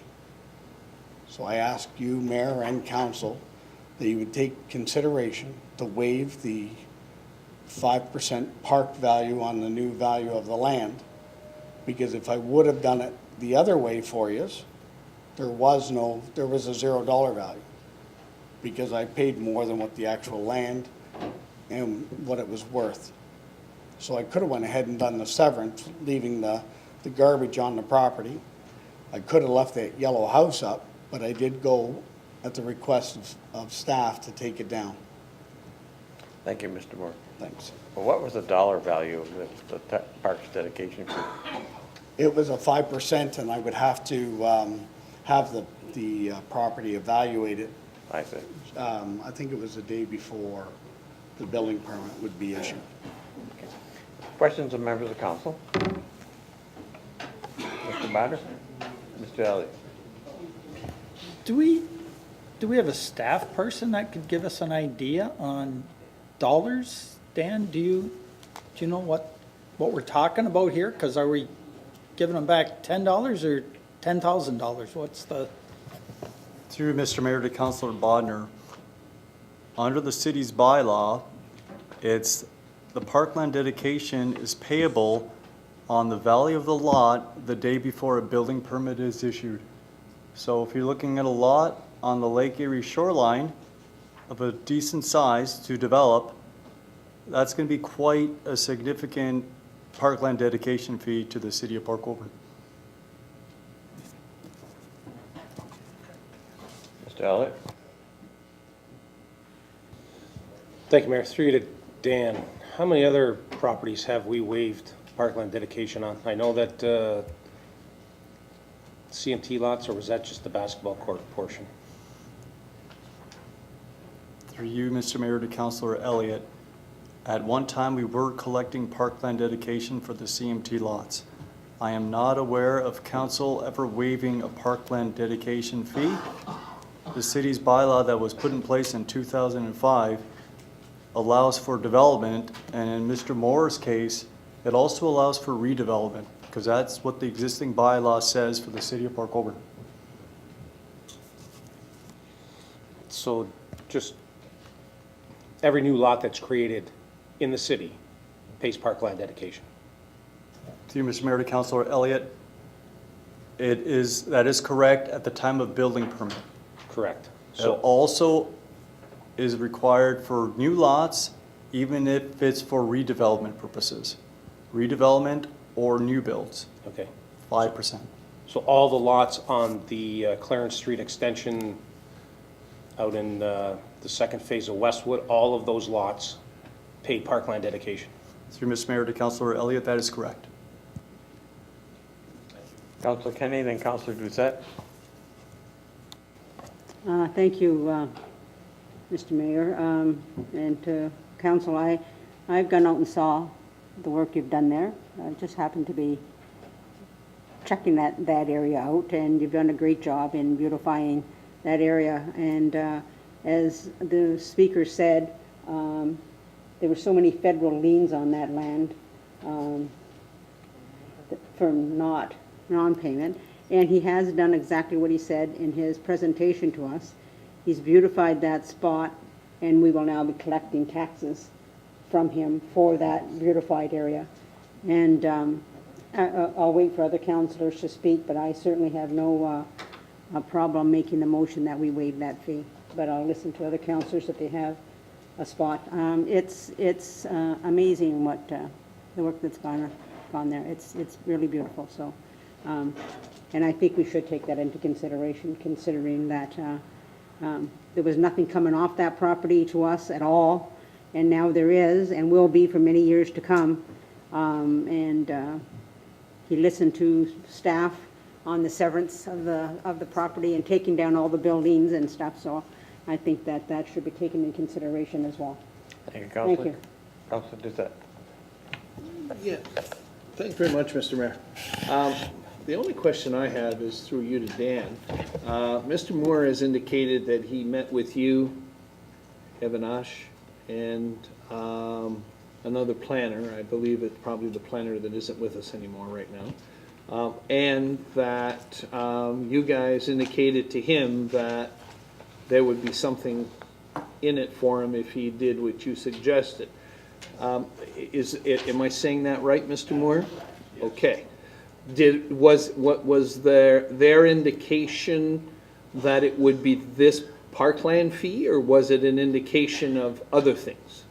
The way it was worded to me is that they wanted the yellow house taken down. Okay. By me leaving up the yellow house, I could have built on that foundation and not had to worry about parkland fees, because I could have just went in for a renovation permit. Just for the yellow house, but the new house would have had No, to. both of them. I could have built on both I could have built everything, there were 7 3 main homes, 7 two-bedroom cottages on that property, all right at the... Okay. Okay. My concern is that staff indicated to him that there would be something. Do you remember that meeting, and do you remember indicating to him that there would be some kind of reciprocation of something? Through Mr. Mayor to Councilor Doucette, no, I was not involved in any discussion of there's something for you in it. I was not privy to that conversation. The only thing I can inform council of was the former CBO, because of the state of those buildings on that property, they were in pretty bad shape. But I never had a discussion with Mr. Moore regarding a waiving of parkland dedication fee, nor have I had a conversation with anyone regarding something that could be done for you. Councilor Demeray, then Councilor Rodner. Thank you, Mr. Mayor. I would just like to think that there would not be something in it for someone. I would imagine what was probably the point of that whole thing would be, this is the right way to do it, it will benefit all as a result, and I'm very glad that you chose to take the staff's advice and to go about it that way, because I think the results are amazing. Done a great job. So that's wonderful. And I would also agree with Councillor Kenny as far as waiving these fees. I think this gentleman has taken the advice of staff, which is good advice, and gone along, and everyone has benefited from it. And I think the result should be that he not be charged a fee that he wouldn't have seen otherwise. So I would be in agreement with Councillor Kenny.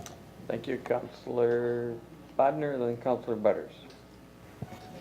Thank you. I certainly would agree with everyone that that piece of property looks very nice. And the only regret I have is that I tried to get council to buy that piece of property and turn it into another piece of the park. So, but I'm over that now. I'm okay. And, but I guess there seems to be some indication that, and certainly you could have done what you did. Would it be like it is? I don't know. But I think I would be more leaning to the fact that I wonder if some arrangement came to between Mr. Moore and the CAO and staff to reduce that parkland dedication fee. And it's because we have Dan saying one thing, Mr. Moore saying that he was kind of assured there was something else. And I don't know whether I'm comfortable going the whole route or not. I think I'd be more comfortable seeing if we could come to some agreement on that fee. I don't know whether we can do that or how that works out, but I'll wait to hear from somebody else, but that's kind of my take on it. Thanks. Mr. Aquilina, can we actually try to reach a settlement with Mr. Moore? Is that allowed by legislation? Through Mr. Mayor to Councilor, or to yourself, it is the city's bylaw. So if there's any deviation from the bylaw, there would have to be direction from council to staff to have any sort of negotiation. It is the city's bylaw. There is no provincial legislation for this particular case. It goes back to the Planning Act actually contemplated the parkland dedication fee be paid at the time of redevelopment, but it wasn't something that was triggered by the Planning Act's condition.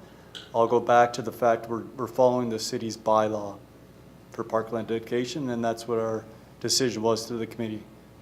We made reference to the city's bylaw for parkland dedication. Or council could waive the requirements? Through Mr. Mayor, if it's the direction of council to do something, it is the council's bylaw. So there would need to be direction made for staff to negotiate or to do anything that differs or deviates from the actual bylaw. Thank you, Mr. Aquilina. Mrs. Butters, did you have your hand up there? Yes, sir. Thank you. Through you to, I guess to Dan. So is Mr. Moore correct that had he done this a different way, he would not be burdened with the parkland dedication 5%? Is that correct? Through you, Mr. Mayor, to Councilor Butters, I'm not entirely sure what Mr. Moore was referencing. I may have missed out in that conversation because I was not in the room. but the fact is, there's redevelopment that is occurring on the property. Yes, Mr. Moore is redeveloping, and yes, he's doing a great job. But the fact is, the bylaw talks about redevelopment. But could he have done it in a way, could he have done it in a way that would not have triggered the parkland dedication? Would there have been a manner in which he could have, you know, built on the footprint, or I think that's what he said, if he would have built on the footprint of within the floodplain, blah, blah, blah. Is that all correct, what he said? Through Mr. Mayor to Councillor Butters, if Mr. Moore would have developed and left the one structure intact and made improvements to it, then yes, that wouldn't be subject to parkland dedication. The fact is that the building was taken down and built in a different location.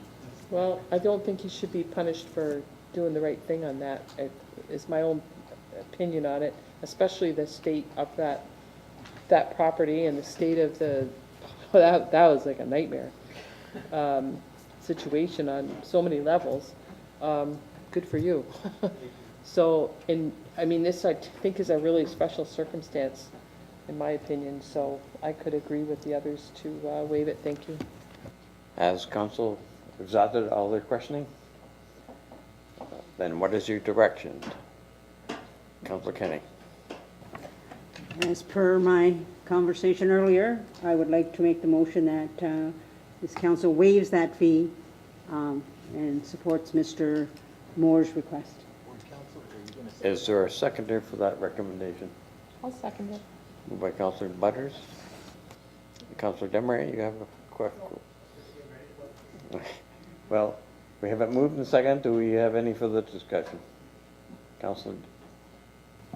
You're talking 5%, $100,000 lot, $5,000? Is that what we're saying, or is it more or less, just so we have a number here to play with? Through Mr. Mayor to Councillor Danch, I am not a realtor, I'm not an appraiser, but I can guarantee a developable lot on the Lake Erie shoreline is going to have a price tag over $100,000. That's my unbiased and unprofessional real estate opinion. I would believe that if that land was to be sold, it would garner more than $100,000. Through you, then, do we know, and we know Mr. Moore's done a good job, there's no question about that, but do we know what we're gonna be giving away here, like before we agree to this? I mean, I'd like to have a number, please. Well, we can adjourn this matter to allow Mr. Aquilina to prepare a report that would cover potential valuation. As my estimate or consideration that property would be worth more than $100,000. Or through you, could we say to Mr. Moore, okay, Mr. Moore, we figure your lot's worth $100,000, it's a $5,000 bill, and if he accepts that, we accept that, or is he gonna come back to us later and say, oh, wait a minute, it's worth way more than that? That's all I'm saying. Well, I don't think, I'm sure anyone can address that. We have a motion on the table. I'm calling for any questions or discussion on that motion. If not, we'll call the question. Mr. Elliott, look pensive. Are you going to? Oh, the only thing that I'm considering is that this doesn't turn into something that we don't want, and that you're going to have a parade of people to the podium that are going to ask for a waiving of their parkland fees. I mean, we've got several houses that have been built out in Westwood too, with lot values of $100,000 plus that have paid their $5,000 parkland dedication fee. And there is a movement to construct another portion of that development where all those houses will be subject to parkland dedication. If you waive one, how do you not waive another? I know it's a circumstance, but because you created a new lot and went for the severance, you're gonna get your money back. You know, it's not you that's paying the parkland dedication, it's who's ever buying the lot. It's not for sale. Oh, okay. You know, it's not for sale now, but it could be. Building on there. Yeah. Moving into. Yeah, okay, and I'm just saying, yeah, it's not for sale now, but maybe at some time it is. You know, so that's the issue that I have, is that there are numerous lots in this city that are gonna be subject to the parkland dedication, And I'm just wary of what's gonna happen if people see that we waive this one and they'll come to the podium and ask for relief as well. So just my Thank you. concerns. Councillor Demeray. Thank you, Mr. Mayor. Councillor Elliott is exactly right. It is a dangerous road to go down, but in this is a situation of really special circumstances because this gentleman actually took advice from staff and built in a manner that did end up triggering a cost that he would not have seen otherwise. That does put it in a special circumstance. I don't think we're going to see that too many times. That's the reason that I'm thinking we should be waiving it in this situation. And I'm not saying staff misled him by any means. I think this was the right advice. All the right things were done, and it triggered a really great result, but also a fee that wouldn't have been seen otherwise. And that's the reason that I would go along with forgiving the fee. There be no further discussion. Call for the question. All those in favor? All those opposed? It's carried. Fees are waived, Mr. Moore. Thank you. I'd like to address my report to members of council. We want to bring to your attention numerous upcoming events in Port Colborne. First is our annual Top Hats ceremony and free trade breakfast. We'll be welcoming the first downbound vessel into the Welland Canal on Thursday morning. Come join us at Lock 8 Bark for a pancake and sausage breakfast, compliments of the Fair Trade Committee, and followed by the Top Hat ceremony. A reminder that our farmers market will be open this Good Friday. Come down to Market Square and welcome back our spring vendors. On Saturday, March 31st is our Easter extravaganza at the Valley Health and Wellness Center. Cindy Cook from Polka Dot Door will welcome kids with 2 performances at 10 and at 12, and the Easter egg hunt starts at 11. Free swimming and skating will be in the afternoon, and please check our website for times.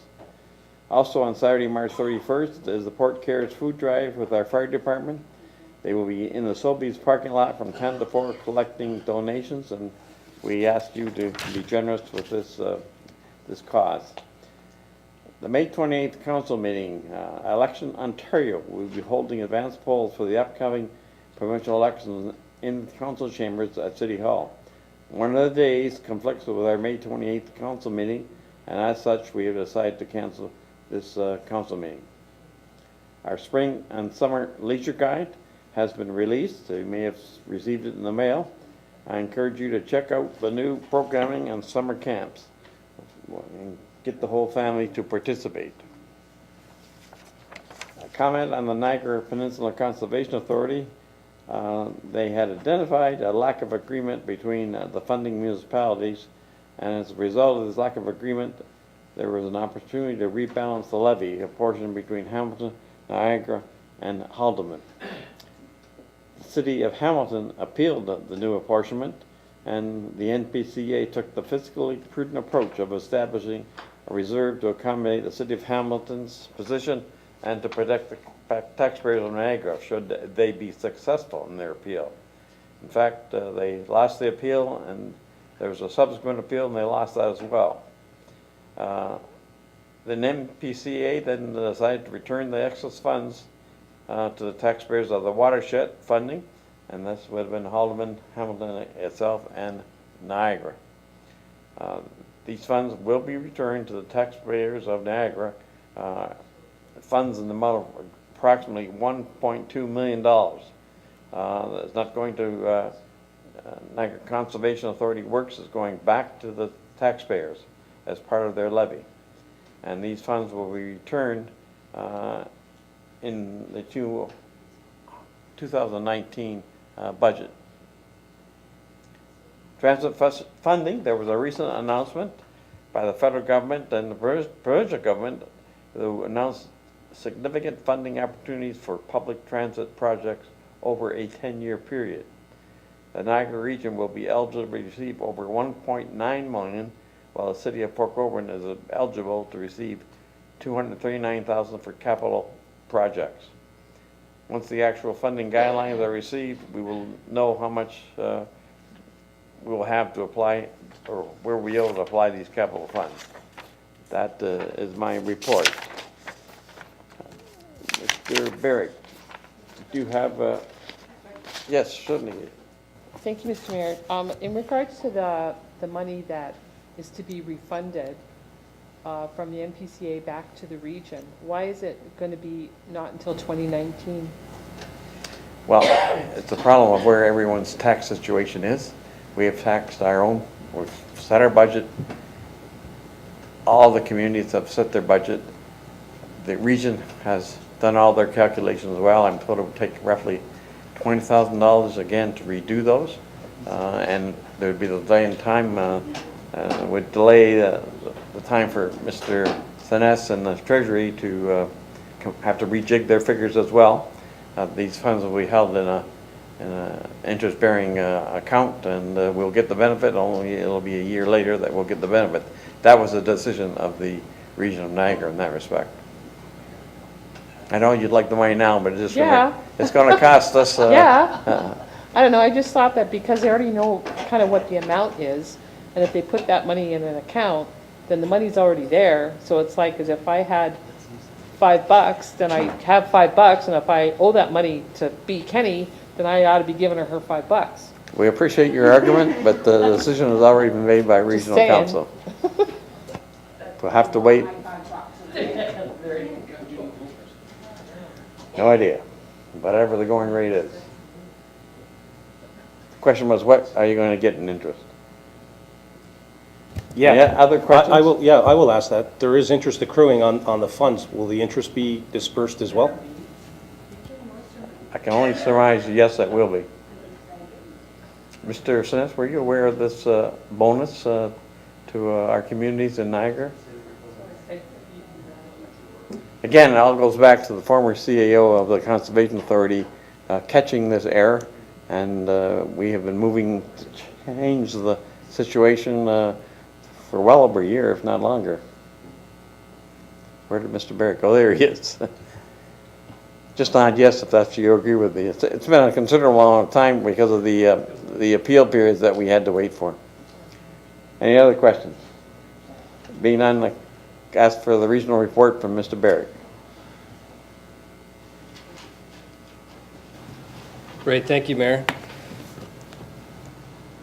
The regional chair and I held a community forum here in Port Colborne last month, and there was representatives from Port Cares, Bridges Community Health Center, Community Living, and others. Aubrey Foley from the Broken Spoke program, and some employers as well, like Young Buns Lauer, et cetera. So it was a good opportunity for the chair himself to physically be present in Port Colborne once again and hear the issues that resonate in Port Colborne, leading into another council business planning session that would be coming forward. Shortly thereafter, Cogeco, here this evening, an incredible community partner, has started a show called The Chair with the Chair. And I recently joined part of that inaugural show with Aubrey Foley from the Broken Spoke to talk about regional issues as they relate specifically to Port Colborne. So I want to take the opportunity to thank Cogeco for doing that. They've been a great community partner, and they continue to do so. And on that vein, I also want to take the opportunity to recognize Kevin Jack here this evening from WeeStreem. I applaud this city council for engaging WeeStream for the live streaming of these council meetings and some of your committee meetings as well. WeeStream has been around in the region doing it for other government bodies, and it's been well received, and it's good that it's here in Port Colborne today. And to you, Mayor, I apologize. I wasn't here at the last meeting during March break when you had announced publicly you're not seeking re-election. And I just wanted to highlight the incredible working relationship you and I have had at the Niagara region in support of residents in Port Colborne. Together, you and I have accomplished much there. We are 2 people out of 31 at Port Colborne, right? So it's important for us to have a healthy relationship, and we do, and I applaud that, and we still have some time yet, and I'm sure there'll be more comments forthcoming as the end of this term comes to an end. But I did want to thank and appreciate our working efforts together publicly. Thank you, Mr. Mayor. Thank you. So with that, I have a brief update. I know it's a long meeting. It's been a long night so far, a couple of hours, but I did want to highlight a couple of things. One of them is, you know, it's an interesting conversation. Earlier this evening, we talked about safe drinking water with well water, et cetera.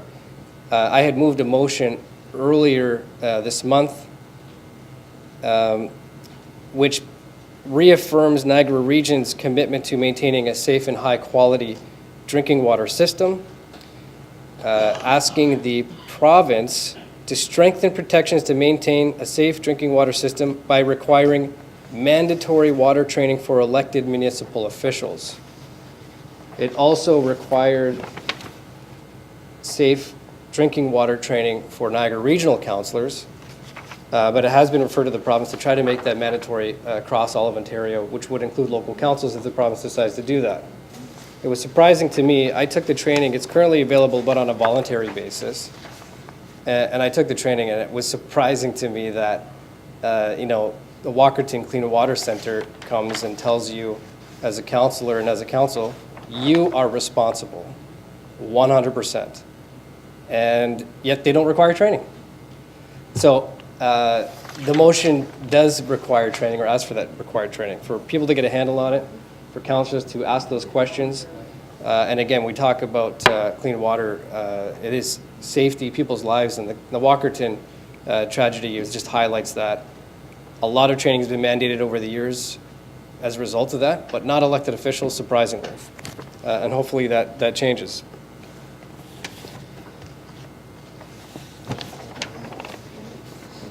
One of the other items, Mr. Mayor, was we received a report on Niagara Regional Housing Alternative Service Delivery. And so I know there's a couple things. I've been here before talking about housing. One of them, I don't know if it's hit your docket yet, on the local taxes being refunded or repurposed. This alternative service delivery report that we have has asked staff to continue working with the private sector, continue working with the nonprofit sector, using TAC increment financing and other ways to continue to serve and support and enhance our service delivery with housing. So there will be another report coming back on that, but there is progress being made. We also received, Mr. Mayor, the unaudited 2017 results for the Niagara region. And overall, there is a $17 million surplus. That's all in rate, water, wastewater rate, water rate, waste management rate on capital. For the property tax levy, it was about $900,000 surplus. Again, that's all in. That's policing, that's housing, that's regional departments. So there's a surplus, in fact. So not a deficit, as some might like to think. It was actually a surplus. And we repurposed part of that surplus back into housing again, but $2.3 million of capital surplus to be put into a project, capital project in Niagara Falls, because that project was ready to go, still awaiting funding. So we're going to roll out 2018. We're going to apply for provincial and federal funding, and again, keep addressing the housing issue. I think I'll leave it at that, Mr. Mayor, but I'm happy to take any questions as always. Thank you. Madam Demery? Thank you, Mr. Mayor. Through you to Councillor Barrick. Dave, first, this is about police issues, and first I'd like to have you know that the police are really doing a great job in East Village, and if you could pass along my thanks to the police board for the actions that have happened most recently there. It's made a big difference. But going on past that, again, the issues around dirt bikes, various motorized vehicles that are unlicensed and uninsured running around town have surfaced again, and it's becoming loud and noticeable. So I'm sure we're going to get more complaints as time goes on. And I know that the police have a do not chase policy, which makes some good sense. But it is really time that they review their actions around how they deal with these things and maybe come up with a different plan, because inaction is not working. And we do need some help with this. So if you could possibly pass that along through the board to the officers and see what could come from that, I would really appreciate that. Yeah, that's great through you, Mayor. Thank you. They do have an ATV unit. They will be out and about. Like you said, it is the season. I'm happy to bring back both the accolades and as well the continued improvement on the ATV issue. As well, boating season's not that far off either. They have a marine unit, so we'll be having those discussions as well. It's all coming. Thank you. It's all coming. Thank you. Thank you. Any other questions of Mr. Barrett? There being none, Mr. Main is not here, but he also received an email that I got regarding the subject of dirt bikes and ATVs causing, and this was from a business in the community, these vehicles providing dust and noise, and again, it seems to be a chronic issue, and we appreciate the no chase policy, but it just doesn't work any longer. And so there has to be apprehension and confiscation, I would think. So if you can carry that message from our community back to the police board and the Niagara Regional Police. Okay, I will. I'll follow up first thing tomorrow morning with that one. Thank you. There being no further questions, thank you very much, Mr. Beck, for your report. At this time, I'd like to move on to any councilors' issues or inquiries to present to staff. On my right, none. On my left, we have Councillor Danch and Councillor Bodnar. Go ahead, Councillor Danch. Thanks, Mr. Mayor. I think this one's going to go to Steve. Steve, do we know, and I know you're kind of filling in here, when the paving request can be put in there? I know they always ask us guys when or where we need to get some work done. Will we see that report shortly, or the request? Through you, Mr. Mayor, to Councillor Danch. I can send out that email tomorrow. If anyone has any inquiries or work that needs to be completed throughout the year, please feel free to contact me at any time. I'd like to see that, please. Thank you. Thank you, Steve. Mr. Bodnar. Thank you, Mr. Mayor. I'd just like to remind everybody that Friends of Roselawn is having an event coming up this Wednesday, March 28th, from 7 till 10 p.m. at Jericho House, and that's on Raffon Road. And it's a fundraiser for Friends of Roselawn, and it's going to be art by local artists that you can bid on.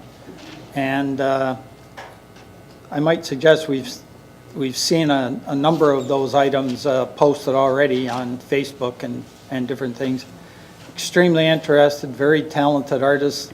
And even if you don't think you might want to bid, you might want to come out and see what artists are doing in the community. It's fabulous. And knowing the Friends of Roselawn, they always put on a good event. So I encourage you, if you can make it, to come on out and have a look, see what's going on.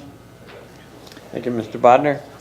Are there any inquiries or responses of staff to previous items from members of council? There being none, thank you very much. Move on to consideration of those items requiring separate discussion. And Mr. Bodnar, you have item number 1.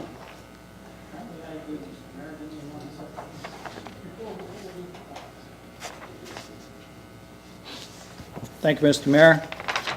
Planning and Development Bylaw Enforcement Division, report number 2018-42, subject parking and traffic, Pleasant Beach Road.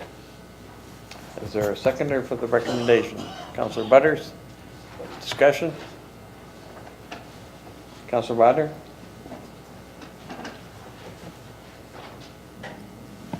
Thank you, Mr. Mayor. This came about because of the new garbage collection enclosure that we put down at the end of the road, and just wanted to kind of alert people that some more parking has been taken away from that area in order that we can get the garbage truck back to the enclosure. On a busy day there, it pretty much would have been impossible to get close enough. So I get through you, Mr. Mayor, to Dan maybe. Dan Dan, it looks like probably we've taken away at least 3 more spots there, I think, between the restaurant and the container itself. And just want to confirm, there was parking left on the east side. There's some parallel parking there, I believe, on the east side. Mr. Aquilina? Through you, Mr. Mayor, to Councillor Bonner, that is correct. Parallel parking will remain on the east side. Parallel parking is only now available, which is immediately east of the existing restaurant on the property. Lands to the south of that will be no parking permitted. And Dan, is that still going to be the tag and tow? Like if there's a vehicle in the way, it will be towed out of there so that on a Monday, the garbage trucks will be able to get in there if somebody is illegally parked? Through you, Mr. Mayor, to Councillor Bonner, that is correct. The bylaw enforcement will actually monitor the parking through enforcement matters, and if it is required to be towed, then the vehicle will be towed, ticketed and towed. Thank you, Mr. Aquilina. Thank you, Mr. Bodnar. Any other questions on the issue? There be none, call for the question. All those in favor? Opposed? It's carried unanimously. Next item is item number 2. I believe that's you, Mr. Bodnar, as well. Thank you, Mr. Mayor. Community and Economic Development Events Division, report number 2018-33, subject, request to host the 40th annual Canal Days concerts at H.H. Knoll Lakeview Park, August 3rd to the 6th, 2018. Is there a seconder for the recommendation? Councillor Elliott. Discussion. Mr. Bodnar? Thank you, Mr. Mayor. Through you to whoever can answer this, the CAO, it looks like. A couple of concerns. I think we all seen the email come through from Pocomar wondering if in an emergency situation they would be able to get through and have a place to park to initiate a rescue if they needed that to happen. So I wonder whether the CAO could comment on whether that is actually taken into consideration. Mr. CAO? Sure, through your worship to Councillor Bodnar, I did, these are, I guess, community and economic development reports, and I did speak to the director of the department, Ashley, and she asked me, she apologized for not being here, first of all. She had a change in travel plans that precluded her from attending, and sort of filled me in and asked me if I could answer questions to the extent that I can, and the event coordinator is here. I might have to rely on her if I don't have any answers. But this particular, I did see the emails this morning. I wasn't copied on the initial, but a council member did share it with me. I guess the query arose because of the change in the concert venue, but what I guess is not written in the staff report, but council does need to know to make an informed decision, is this isn't really a change in access for vehicles and for people who are going sort of down that road towards Sugarloaf Harbor Marina, including the everyday users, the marina boaters, customers of Don Cherry's and so on. There will be vehicle access. At times there may actually be security, but they will let in Pocomar, they will let in boaters, and they will let in Don Cherry's customers so that they can access it. The concert venue specifically will be on the grass of H.H. Knoll, so that there's not going to be any spillover of pedestrians, or sorry, I guess there'll be people crossing the road, but there won't be people, I guess, congregating on the traveled portion of the road. Any different than when it was the kite show, when it was the car show. It's the same footprint, it's the same access to the back. Now, the parking lot does fill up, especially during canal days, but it can any weekend in the summer. We do have a spot that we can park the cars of the Pocomar responders. That's not going to be publicly accessible, so that we know that it will be available, and that's where we park, so where we store the boats typically. And our marina manager, event coordinator are working with Pocomar executive to make sure that they're aware where they can park if the parking spots are full. They're also, if the parking spots aren't full, they can park right in the marina parking. That's okay too. It gets them onto their vessels faster and out into the lake faster. There was a second question that was also brought up. It surrounded access to, this is over the course of the day today. This is access to the disabled viewing and lawn chair seating for the concert itself. And that, we are using the area around the band shell. So the band shell is not going to be part of the stage. The stage is going to be at the north end of the park at the bottom of the hill facing south towards the lake. The band shell is going to be part of the concert footprint, and we're intending to allow people to access that area for lawn chairs and for disabled viewing. And we are planning on putting a ramp or a lift into, to allow people to access the actual stage of the band shell to give them a good sight line. So that's going to be provided by the city, and actually the money to do that is from a grant that we've acquired. Mr. Bynum? Just to the disability aspect of this, so that band show will be strictly for people that are, so it's not going to other people around up there, it's going to be just for people with disabilities. Yep, that's right. We plan on making that for, you know, like I said, a sight line, a better sight line, an elevated sight line for the disabled population, not necessarily just physical disabilities. I mean, we know there's a range of disabilities that people might have, visual, even learning disabilities and whatnot. But the intention is that by elevating them and the users of the facility, they'll be able to see over and get a good sight line of the actual concerts. Sure. And I guess it goes without saying is that the disabled washrooms will be located in that area rather than with the other washrooms down at the other end? So we're working with our vendor to make sure we have enough of both types of portable toilets that we can give good coverage to all of the whole footprint of the concerts, but we'll have consideration to that when we deploy them. Okay. On that. Your worship, Dividner. Sure, the same thing. So then, so I know, just to get this out there, because Pocomar was concerned, how will they get in too, right?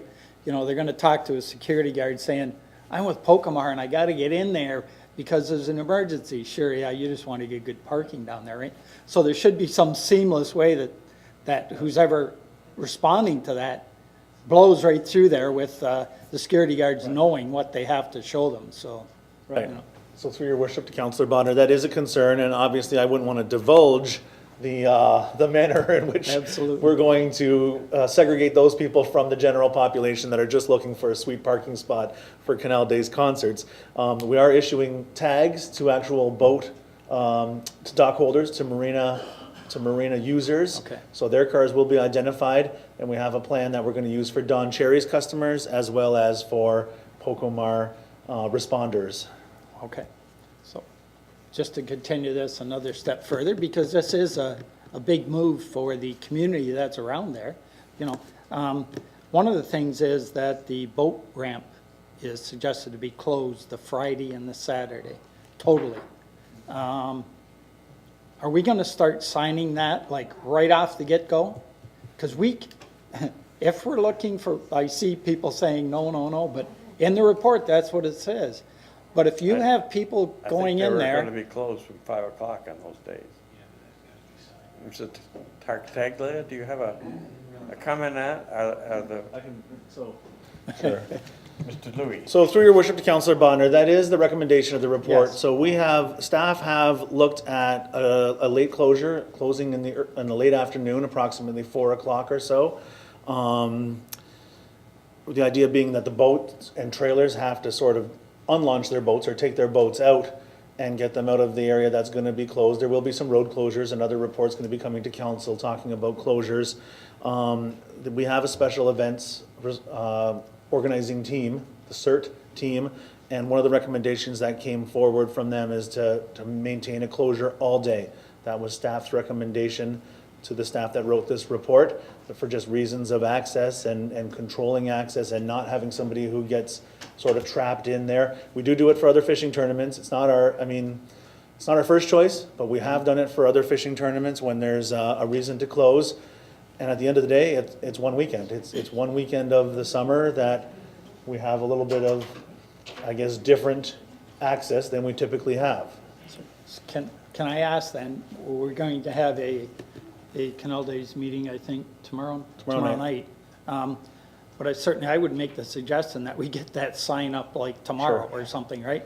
We put it on our website. The marina is, telling people, just so that somebody that comes down first day of fishing, they can get out there, decides to come back that weekend, not even thinking of it, gets here and can't launch. So I think we got to publicize and sign the heck out of this so there's no big disappointment. So through your worship to Councillor Bodnar, we'll take that under advisement. We do plan on discussing it tomorrow at the committee meeting. So our plan so far has been to use all of our tactics. Maybe we can put a social media website signage in the marina building itself through the summer that sort of tells the boaters. Sometimes, unfortunately, that hits the boaters whose boats are already in there, but we can hit the transient boaters who come in from time to time, and possibly a sign right at the boat launch that says, just so you know, on this weekend, there won't be access to the boat launch. Mr. Bodnar, can I just hold up for a minute and have a few other councillors have a comment, like Mrs. Demery? Okay, thank you, Mr. Mayor. Through you to Scott, I guess. I have a couple of concerns that Ron hasn't hit on yet, and maybe I'll take some off of his list, I don't know.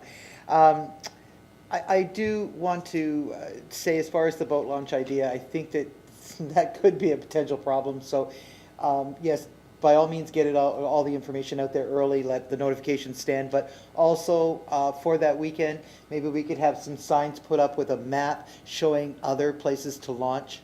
Just for the people who do show up and suddenly, whoops, can't launch there, they can at least go somewhere else and still get out on the lake for the week, for that day. Because it's, it's kind of a tough one. That for certain. I just wanted to make sure about some of the sanctioned events, in particular the kite show and the car show. I see the kite show are here. And I just want to know how they've been accommodated and if they're good with all of this to make sure that they're not going to be in any way inconvenienced for it, because they've been long-standing events that have brought a lot of draw to Port Colborne, and I would hate to see that happen. So that's one of them.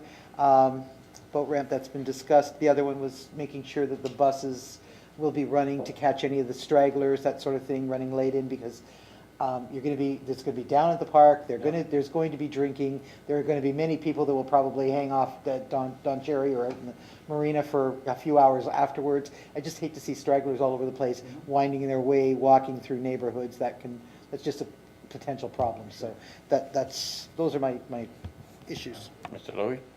Sure. So through your worship to Councillor Demery, I'll try to answer those in order if I have them all. In terms of advertising alternate ramps that people can use, that's something we'll do for sure. We'll take that back to communications and make sure that through the summer we're promoting the fact that it's going to be closed, but also that there are alternates, for example, in our neighboring municipalities. Our partners on Canal Days, which are our sanctioned events, such as car show, kite show, and so on, I think we've had very good working relationships. They know the importance of sort of trying this new facility and getting out there and having our concert in a kind of an exciting new venue, I think, that's going to allow us to bring in more people.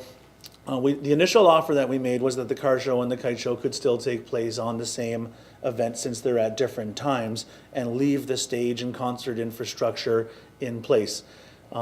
Both the car show and kite show have sort of said, you know what, that doesn't really work for us, so we're actively working on a new location. We think we have one in particular that we're waiting on permission for the property owner that both have agreed on. What we want to make sure is it's as safe as possible for the people who are putting on the event, people who are attending the event, and that it meets everyone's needs. And so I think we have a good spot, and they agree on the spot. It's just a matter of getting the property owner to come to agree as well as us. Councillor Kenny. Thank you, Mr. Mayor, through you to Mr. Louie. I noticed that one of the things that are going to change there at the park is closure of the playground. and you've got the playground closing here at 4 o'clock. Is there a reason for that being so early? Concerts don't start till later in the evening, so I was just wondering why 4 o'clock was chosen to close the park. I think that's too early. Sure. Through your worship to Councillor Kenny, I think you understand the reasons why we would want to close the Well, I playground. get For that, there's yeah. pretty obvious reasons there. Yeah. In terms of the time, you know, one of the issues that we fight with at the concerts is people who are bringing in unsanctioned alcohol, trying to smuggle in things, and we're trying to avoid a situation here where there's some, I guess, unsavory activities that take place in the park where people are trying to get around our security or get around our fenced areas with their own products, I guess. And that was a recommendation that came to us from the police because they are helping us to enforce, obviously, the liquor laws as well as all of the laws. And so that recommendation came forward from Emergency Services, NRP, at the CERT meetings that we have. People do come early. We think, you know, our bands are embargoed. We can't announce our bands until June at the request of the bands, but we think they're going to be very attractive and hopefully give us as good attendance as we've ever had, if not better. And we're trying to avoid that unsafe situation and make sure that it's safe for everyone. It is a little bit early, but honestly, the police don't want us to keep the park open any later. Okay, thank you. Mr. Bodnar, do you have any further comments? No, I think it's all covered now. But one thing, how are we going to address the neighborhood concerns that may come up as we get closer? Is there what do people do? Call City Hall? Do they? Sure. Are we going to have a special way to do this? You know. Sure. So through your worship to Councillor Bodnar, you know, the best way to reach us is a phone call to my office, the director's office, even our communications.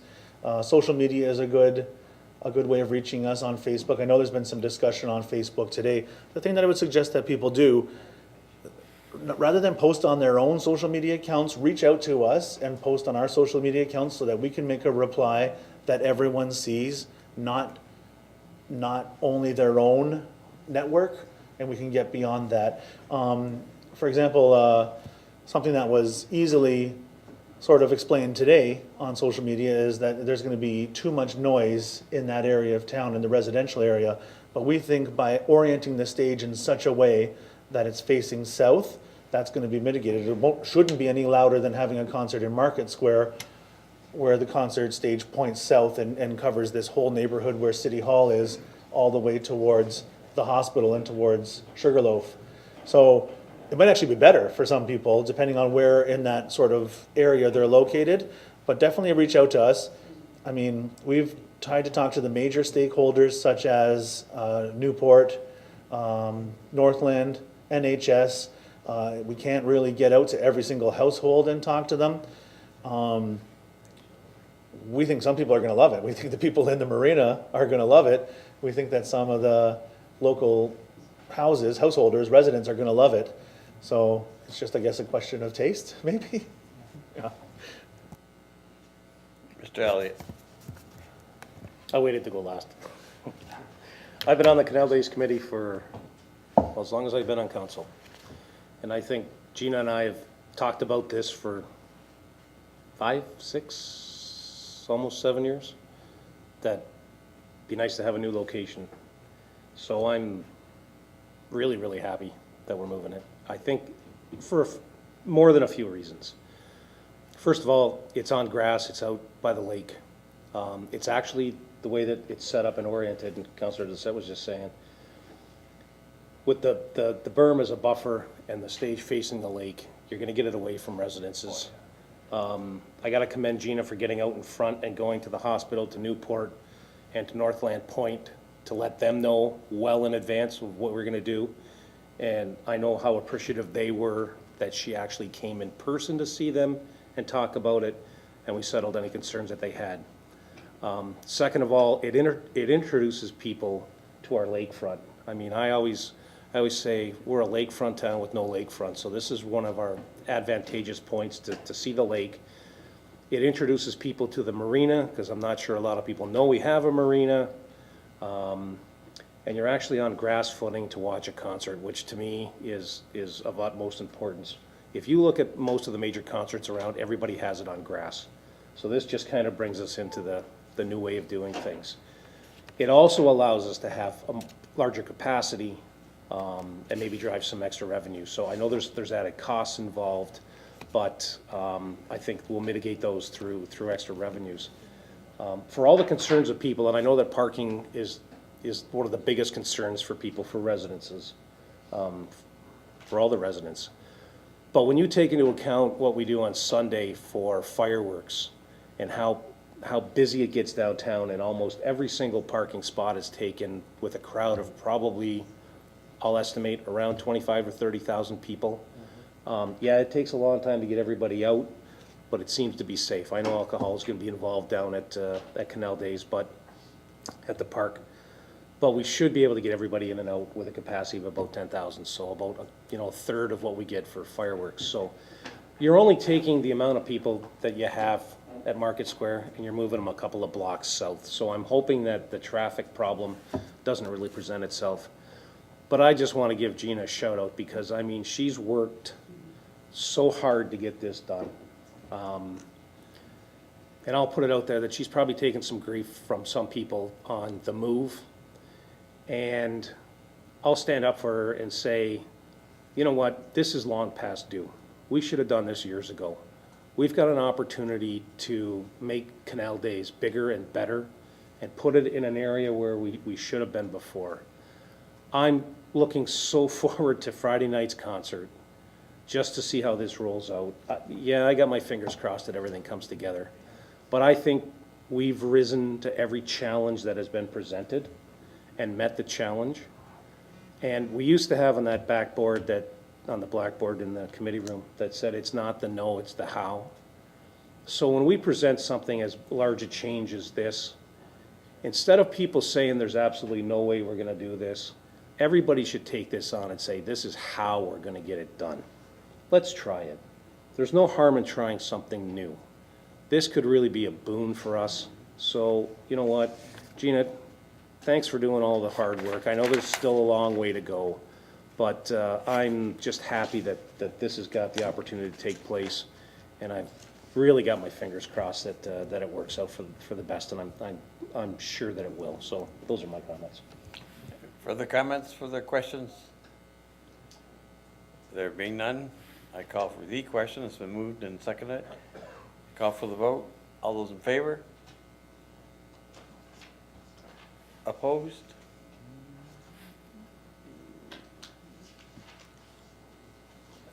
Madam Butters, not sure I recorded. Oh, thank you. I didn't see your little pinky go up. Okay. Motion carried. Thank you. Item number 4. Again, Mr. Bodner, I think that is you. Thank you, Mr. Mayor. Community and Economic Development Events Division Report number 2018-39. Subject, updated municipal alcohol management policy. Seconder for the recommendation. Moved by Councillor Demery. Discussion? Mr. Bodner? Thank you, Mr. Mayor. I guess this is certainly needed. It hasn't been done for a while, and get all of the new stuff going on. I guess I was when they talk about the city's facilities to be eligible to hosting a special occasions permit, I noticed the community centers are on there, both Bethel and Shirkson. We talked about the chili night would be much better if we had some, maybe some beer sampling too. So, that kind of falls in line.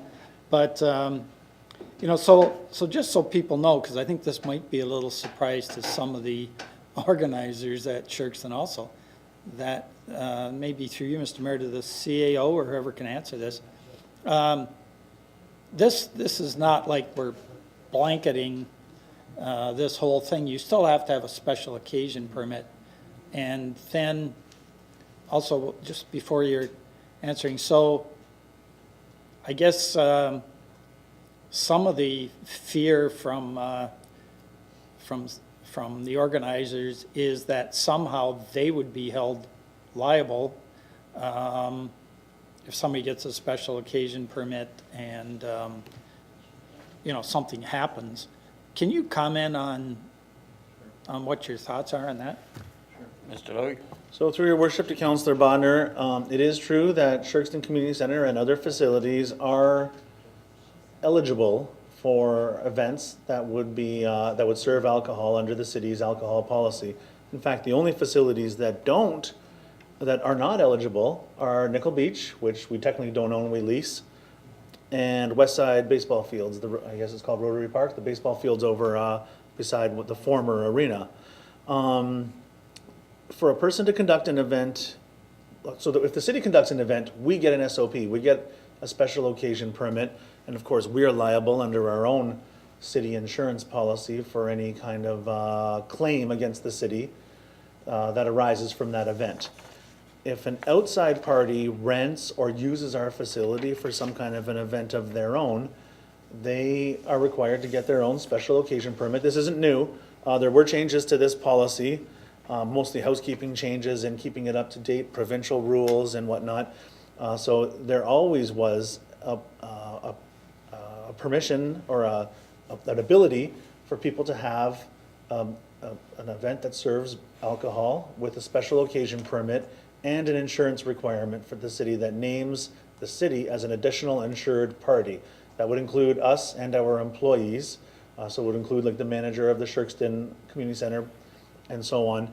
And that requirement is for a $5 million liability policy that names us as an additional insured party. And that's something that we can direct. Now there's companies that have emerged sort of, because I think this is a requirement for a lot of halls, including non-government halls. And there are companies out there that will offer that insurance, like an event type insurance. So. Mr. Bradner? Sure. Now, this doesn't prevent, there's a group that manages the Sherkston Community Center for us. This doesn't prevent them in their bylaws from not having, like, can they refuse somebody that wants to get a special occasions permit if they would prefer to keep that facility, without alcohol in? Sure. So through your worship to Councillor Bodnar, I know that there are some halls that sort of have a two-tier rental price if they're renting out their hall. So they could have a one rental price for non-alcohol events and one on a higher rental price for events that have alcohol. So it sort of segregates the two types of events. But I don't think there's a way that we could, because it's in the policy, the city's policy, it is an option for anybody who rents the hall as we sit today. So I don't think we could specifically exclude an event. What we could do is have two tiers of rent, or we could amend this bylaw. I think back to events that have been at Sherkston, they'd also have to comply with provincial rules. So take, for example, the family event that was held, I want to say last August at Sherkston. There was a non-alcohol event. It was outdoors. They would have to have fenced the area where alcohol is served. So that's a requirement that would be on the person who's putting the event on. If it's indoors, they wouldn't have a fencing requirement. So really it comes back to us as the property owner. We're the city, we're the owner of the property, and we would have to make an exclusion, presumably in this policy, our municipal alcohol policy, that would, sort of take away the ability to have alcohol in that facility or any facility. Mr. Bodnar? So I'm not speaking for the group that runs that. I've just made some inquiries, and yesterday I actually made one. They have chosen, I think, not to have alcohol just because it's a whole new, like, who's there to manage it? Like, they're a small group, dynamic, and they do great things. But I don't think they want to take on this responsibility. And I'm saying that just from anecdotal things, and I'm wondering how what if we were to defer this to the next meeting? What, is this time sensitive? Or is this just come to us because, it was done now? Yeah. Because we haven't consulted with either Bethel or Shirkston, as far as I know, about this. Right. And it's kind of news to me that they can't refuse it, so. Sure. So through your worship to Councillor Bodnar, there's no special reason that it's on tonight's council meeting. It's not time sensitive that this gets passed or approved. It's not because there's some future event. Really, it can be deferred. We could go out and get comment from those two agencies and bring that back to council for an approval if this was deferred to the next council meeting. So, but just go back to your original point about liability, I guess, and if they're taking on some kind of liability by booking it. I would suggest to you, and I'm not a lawyer, and I probably could talk to our insurance company, it's our building, they're our agent, they're acting on our behalf, they are covered in the execution of their duties.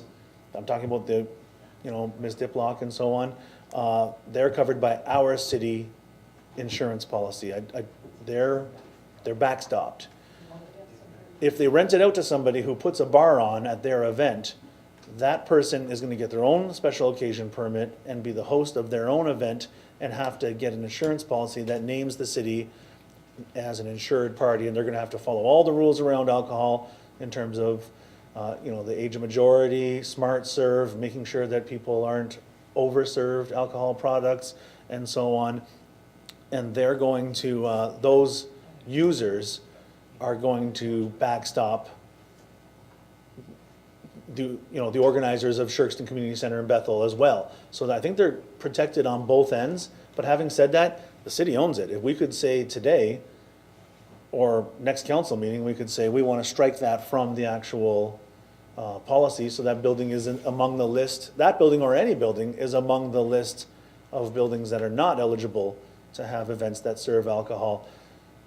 If we ever decided to change that, it's ours, it's our policy, it's our building, we can change our policy today, we can change it again next year if we don't like the change we made today, so it's entirely up to council.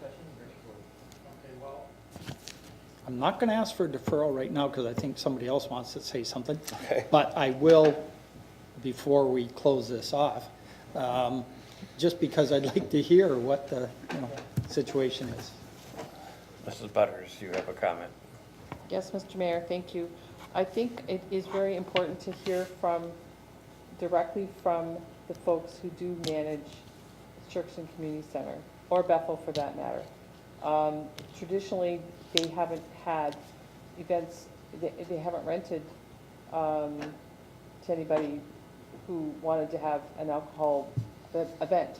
And it's been that way for a really, really long time. Mm-hmm. So, but I think that we should all hear from what their thought process is on it and why they, why they are in that kind of thought process. So, thank you. Mr. Bodnar, you have a Thank motion? you, Mr. Mayor. Just a minute, Mr. Elliott has the question. Can I just, real quick, nothing to do with that. Thank you, Mr. Mayor. Be very quick. I got no problem with the report. You want to defer it, that's fine. Just one question. When we are bringing a report to council, Dan had it done in the bylaw where he highlighted the changes in red. Yes. Can we make that, I want to say a rule? I don't know.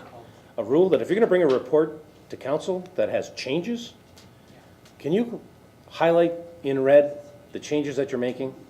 Because I went through the whole report and it's like, great report, well done, yay. What changes are we making? Because I have no idea, because there's nothing to compare it to. All I have is what's in front of me. But it's nice to have what Dan did earlier tonight where in red, here's what we're changing. And that would hold true for any report that's going to have changes to policy, procedure, anything, is highlight them in red so we know what the changes are. And that would be for all departments.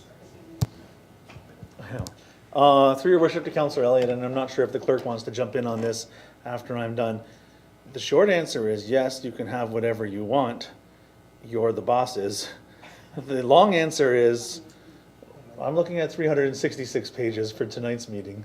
It's difficult to get, the more that's gonna add to the council agenda. That's gonna add to the electronic version of the council agenda, and it's gonna make the file bigger and bigger and bigger. So what I'm thinking in my own mind, and not that that's a bad thing, I mean, but some people are trying to access this on their own computers at home. I'm talking about residents of the city. I'd probably want to take some time to talk to the clerk about a way that we could do that could make the file sizes manageable for all users. But that's not to say that we can't do it. It's just a matter of figuring out how. It's the how, not the why.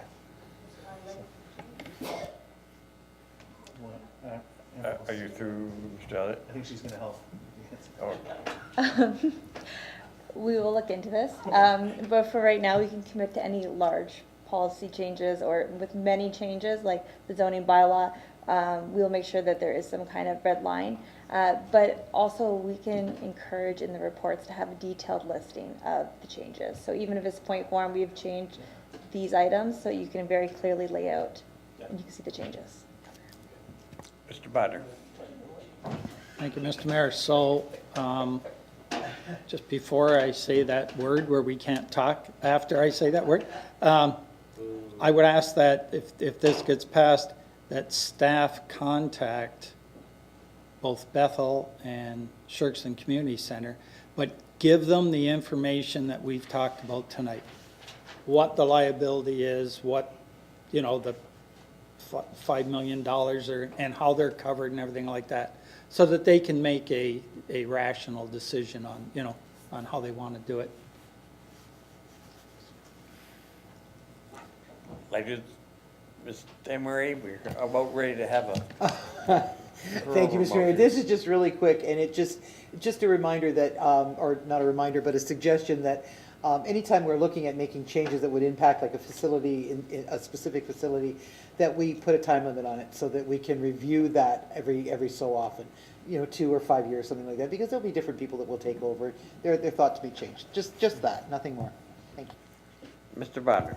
Thank you. I would make a move to set this off, to defer it to the next council meeting, and or however long it takes. I think the next council meeting would be okay for the two organizations to give us some feedback as to how they think maybe this should go. They want to be in or out, and if they are in or out, can they hop back in somewhere down the road, all that stuff like that. Okay. Seconder for the motion. Councilor Danch. Any discussion further? There being none, call for the question. All those in favor? Opposed? It's carried. Item number 10, Councilor Kenny. Thank you, Mr. Mayor. Richard Ryback, Chair, Niagara Central Airport Commission, request to appoint an elected representative and a staff member to the Niagara Central Dorothy Rungling Airport Ad Hoc Committee, that council appoints Scott Louis, Chief Administrative Officer, and a member of council to the Niagara Central Dorothy Rungling Airport Ad Hoc Committee. Do you wish to name the member of council? I do. I wish to nominate Councillor Butters. Thank you. Thank you. Is there a seconder for that motion? Councilor Demery? Yes, Mr. Mayor, I'd like to second both the motion and the nomination of Barb Butters. Discussion? There being none, call for the question. All those in favor? Opposed? That's carried. That concludes our items for consideration. I understand there's a notice of motion. Madam Clerk? Mrs. Butters. Thank you, Mr. Mayor. I will be bringing this forward at the next meeting, and it does deal with the MPCA and hopefully a way to improve it. Thank you. Thank you, Mrs. Butters. Is there a seconder for that notice of motion? Do we require a seconder? We don't require a seconder. That's excellent. At this time, unless there's anything further, I will call for a motion to adjourn. Meeting is adjourned. Let's call for the vote, I guess. Councilor Danch, were you making that motion? Seconded by Councilor Demery. All those in favor? Opposed? Carried. The meeting is adjourned. We move on to the next meeting. I'd like to call that meeting to order. It's a special, or the regular meeting of council 0-07-18, scheduled today, Monday, March 23rd, March 26th, 2018. Are there any addendum items, Madam Clerk? There are no addendum items. I entertain a motion to confirm the agenda. Moved by Councilor Doucette, seconded by Councilor Kenny. All those in favor? Opposed? Carried. Call for any disclosures of interest. There being none indicated, our record shall indicate that, Madam Clerk.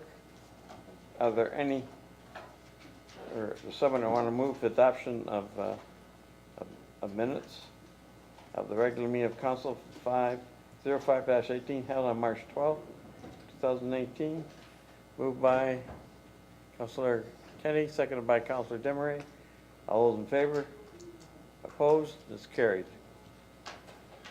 Call for approval of those items not requiring, or determination of items requiring separate discussion. Are there any? Being none, approval of those items not requiring separate discussion. Moved by Councilor Bodnar, seconded by Councilor Demery. All those in favor? Opposed? It's carried. Are there any proclamations, Madam Clerk? No, there's no proclamations. Minutes of boards, commissions, and committees. We have the minutes of the Port Colborne Historical Board of Management meeting of February 10th, 2018. Is there a motion to approval of that board's minutes? Moved by Councilor Butters, seconded by Councilor Kenny. All those in favor? Opposed? That's carried. Are there any bylaws, Madam Clerk? Yes, thank you, Mr. Mayor. The bylaws are as follows: 65, 63, 18, 18, being a bylaw to amend bylaw number 89, 2000, being a bylaw regarding traffic and parking on Pleasant Beach Road. Bylaw 65, 64, 19, 18, being a bylaw to adopt a municipal alcohol, oh, sorry, we will not be passing that bylaw tonight. Move on to the next one, and it'll be 65, 65-20-18, being a bylaw to authorize entering into a contract agreement with Ween Underground Electric respecting project 2017-17, supply and installation of park solar lighting. And the third bylaw is bylaw 65, 66-21-18, being a bylaw to adopt, ratify, and confirm the proceedings of the Council of the Corporation of the City of Port Colborne at a special and regular meetings of March 28th, 2018. Thank you. Call for a motion in bulk to accept those three bylaws. Moved by, question, yes, Mr. Barrett, Mr. Bodnar. Just so we don't mess things up, do we have to change the numbering of those bylaws if we drop one out in the middle? Is that? Madam Clerk? Yes, I apologize. So the bylaws will be 65, 63, and then 65, 64, and then 65, 65. So I will change them for the minutes. Okay. Thank you, Mr. Bodnar. Okay. Call for the question. Call for motion to approve those bylaws. Yes. Moved by Councilor Demery, second by Councilor Butters. All those in favor? Carried. I entertain a motion to adjourn. Moved by Councilor Danch, seconded by Councilor Demery. All those in favor? Carried. Thank you for your attendance.